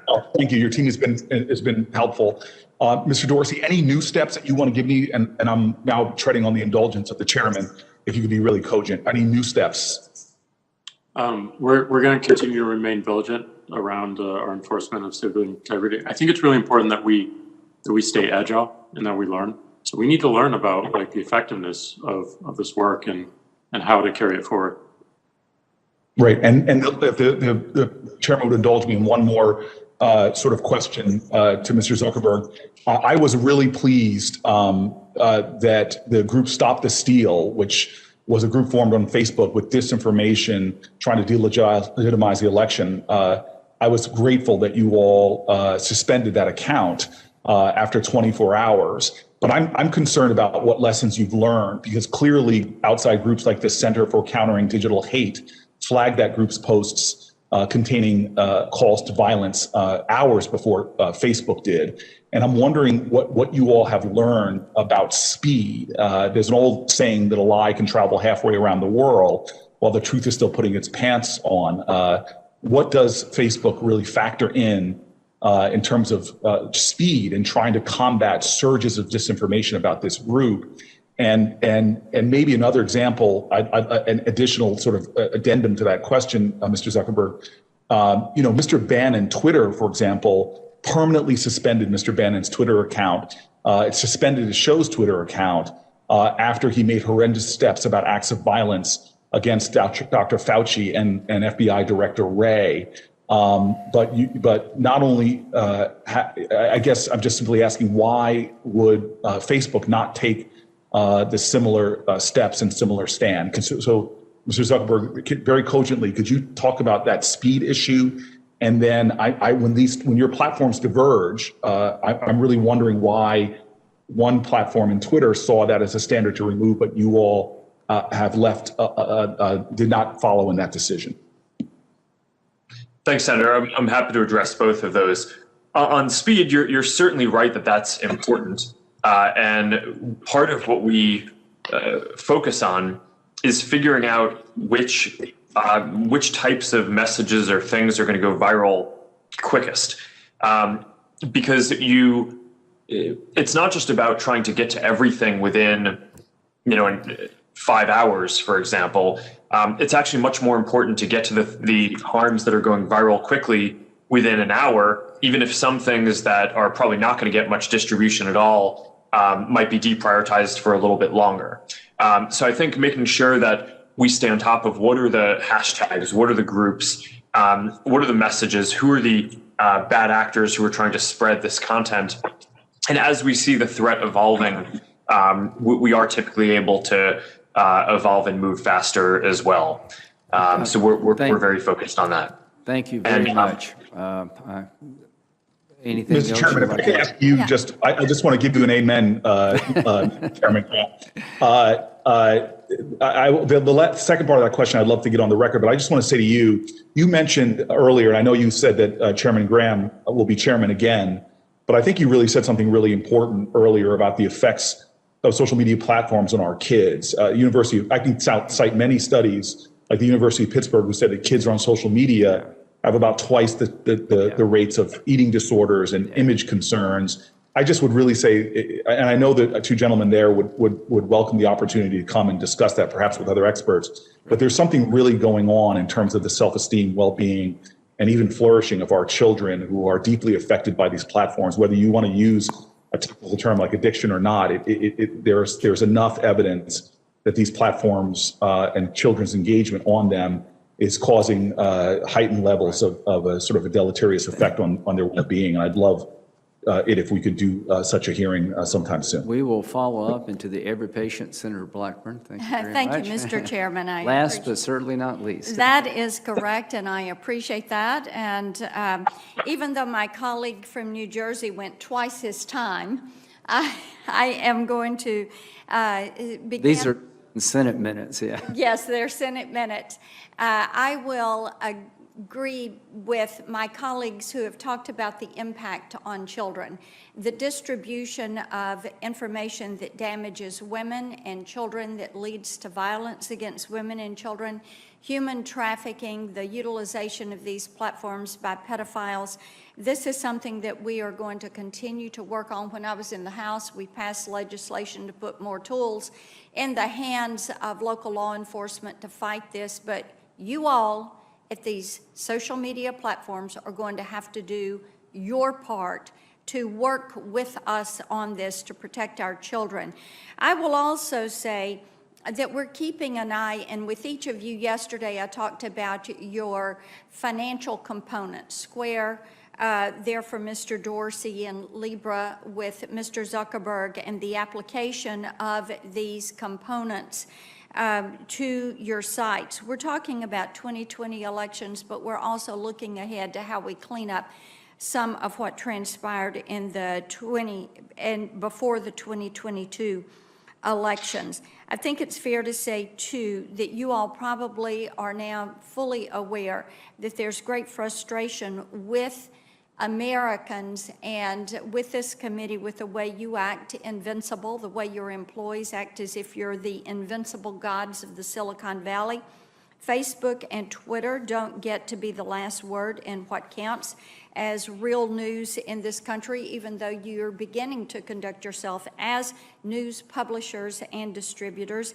My colleagues and I have asked you all repeatedly through the years for greater transparency and to accept responsibility. You've chosen to do neither, so it is going to be up to us to change existing law and to hold you to account on behalf of the American people. Section 230, the reforms that we're going to put in place will take away this liability shield that you've turned into an opaque wall that you and your content moderators, whether they're algorithmic or human beings or a combination, are hiding behind. And the Online Freedom and Viewpoint Diversity Act, I thank Chairman Graham and Chairman Wicker for working with me on this. This is set up for a markup in this committee on Thursday. And Mr. Zuckerberg, you were stating earlier that we needed to put some definition in place. We're going to do that. We're going to take away nebulous language, and we're going to be specific, unlawful, inciting personal harm, inciting terrorism. We're going to do that and clear that up for you. Mr. Zuckerberg, Facebook is more like a government than a traditional company, is a statement that you have made. There's a lot of power in that for you. So yes or no on a couple of questions here. Does Facebook routinely censor a user's account at the behest of a foreign government? Yes or no? Senator, I'm not sure if there's anything in particular you're referring to, but in general, we there is something in particular that I'm referring to, and I'll answer it. Yes, you've done that. You have 60 million users in Vietnam. Of course, this is a communist regime. Under the orders of the Vietnamese government, did Facebook shut down and ban the account of a Vietnamese dissident because he criticized the government's land policy? Yes or no?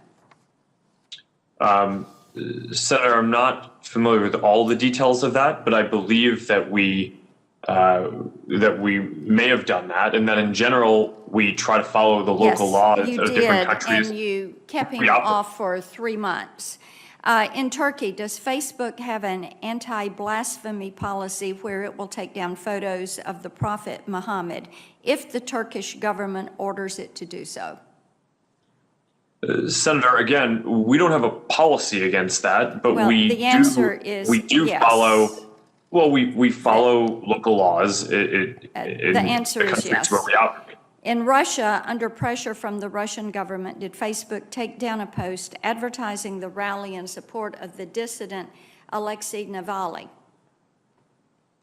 The answer is yes. I'll help you with that. Do you believe it's Facebook's duty to comply with state-sponsored censorship so it can keep operating, doing business, and selling ads in that country? Senator, in general, we try to comply with the laws in every country where we operate and do business. Okay, and I think that you prioritize profit over principle when you look at these countries, and also in communist China, which they have banned their citizens from you. You can't operate there. And In China, Twitter, you have an opponent there. You've got a knockoff, Weibo, that is a Chinese Communist Party-owned company, but your companies, even though they're banned there, you're still trying to do business in those countries. Mr. Dorsey, does Twitter do business with Huawei? I don't believe so, but we can follow up. Oh, I can answer it for you, sir. You helped launch Huawei's Mate 3 Pro 5G, and it is featured on Twitter's marketing page website. How about Alibaba? You do business with Jack Ma's company with their links to the Chinese Communist Party? If by business you mean allowing people to advertise on our platform. Your answer is yes. Mr. Zuckerberg, are you aware that last year China's top internet regulator agreed to spend over $800,000 for the communist mouthpiece, the People's Daily? And they did this so that they could advertise and promote China to the American people on Facebook. The point of all of this, and the answer to that, Mr. Zuckerberg, whether you're aware or not, is you probably are, and you know that what they're doing is gaining access to this market. This is why we're going to keep a real close watch over what you all are doing with Libra and what you are doing with Square, because we see what has happened. It's important for us to protect people and to protect human rights. And your election, let me move to election content and that monitoring, because we do have concerns about some of the things that happen there. Mr. Zuckerberg, let me ask you this. Have you heard of the Trump Accountability Project? Senator, I'm not familiar with that. Okay, that is a project that is an attempt to blacklist Americans who have served in the Trump administration and to prohibit them from gaining future employment. Now, in communist China, in Putin's Russia, in totalitarian states, the government regularly will issue a blacklist on their enemies. Enemies of the state are banned from getting a job, and if their names fall on the blacklist, they're out. Now, this seems disturbing that it would be happening here in this country. So, Mr. Zuckerberg, do you agree with me there is seriously something wrong with an un-American blacklist tarring people from future employment simply because they belong to a different political party? Senator, I generally agree that people should not be discriminated against because of a political belief. Okay, that is a positive step. Now, on Facebook, I wrote in a post, and I'm quoting, "The Trump Accountability Project is the epitome of the cancel culture. Our nation has long benefited from robust political debate, and this effort to silence those who support our president is vile." As you can tell from this statement, nothing was said about the election or the results, either directly or indirectly. But somehow I got slapped with your elections flag sticker.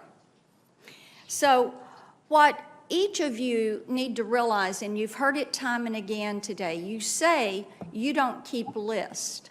Obviously, you have lists, because there are some of us who are regularly censored and called down by your content moderators.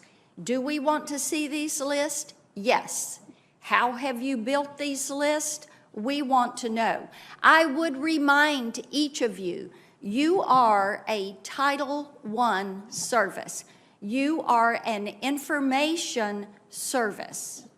You are to be the new public square.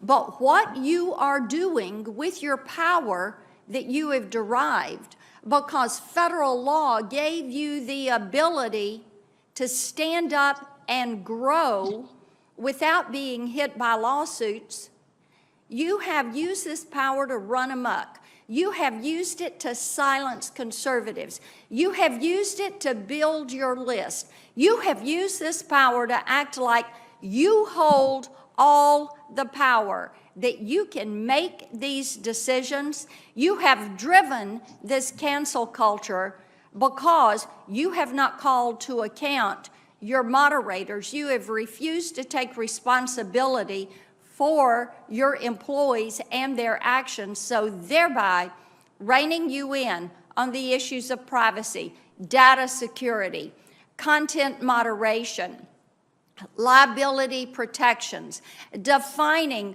who is a publisher in the virtual space. That is up to us, because you have proven you do not have the will, the strength, the ability, and you will not accept the responsibility to do it for yourselves. I yield my time. Thank you very much, Senator Blackburn. To the two witnesses, you made it through. I think you hopefully will understand a little bit better about where the committee's at and our concerns. I want to thank you for appearing. I wish we could do it in person, but I could understand why we had to do it remotely. We will have more hearings coming up in the next Congress, I'm sure, to try to find ways to modify 230 to deal with some of the issues that were brought before the committee. I just want to thank you both and just say that you have been hugely successful in ways probably beyond your own imagination. And we've got problems around your platforms that have to be dealt with, and we will do it hopefully collaboratively. The bottom line is we want to make these platforms better. We want to continue to grow this part of our society responsibly. And right now, without regulation or without lawsuit, is pretty much becoming the Wild Wild West. And I appreciate both of you for being willing to try to find ways to come up with systems that will ensure more transparency, more choice, and more confidence. And Mr. Chairman? Yes, sir. If I may just add my thanks to the witnesses and also to you for having this hearing. I think there's one certainty here, which is that Mr. Zuckerberg and Mr. Dorsey will be back. They will be back in the next session of Congress. I hope that joining them will be Google and Amazon and others who should be held similarly accountable. And to these two companies, thank you for stepping up to the plate, and the other companies, you need to be here also.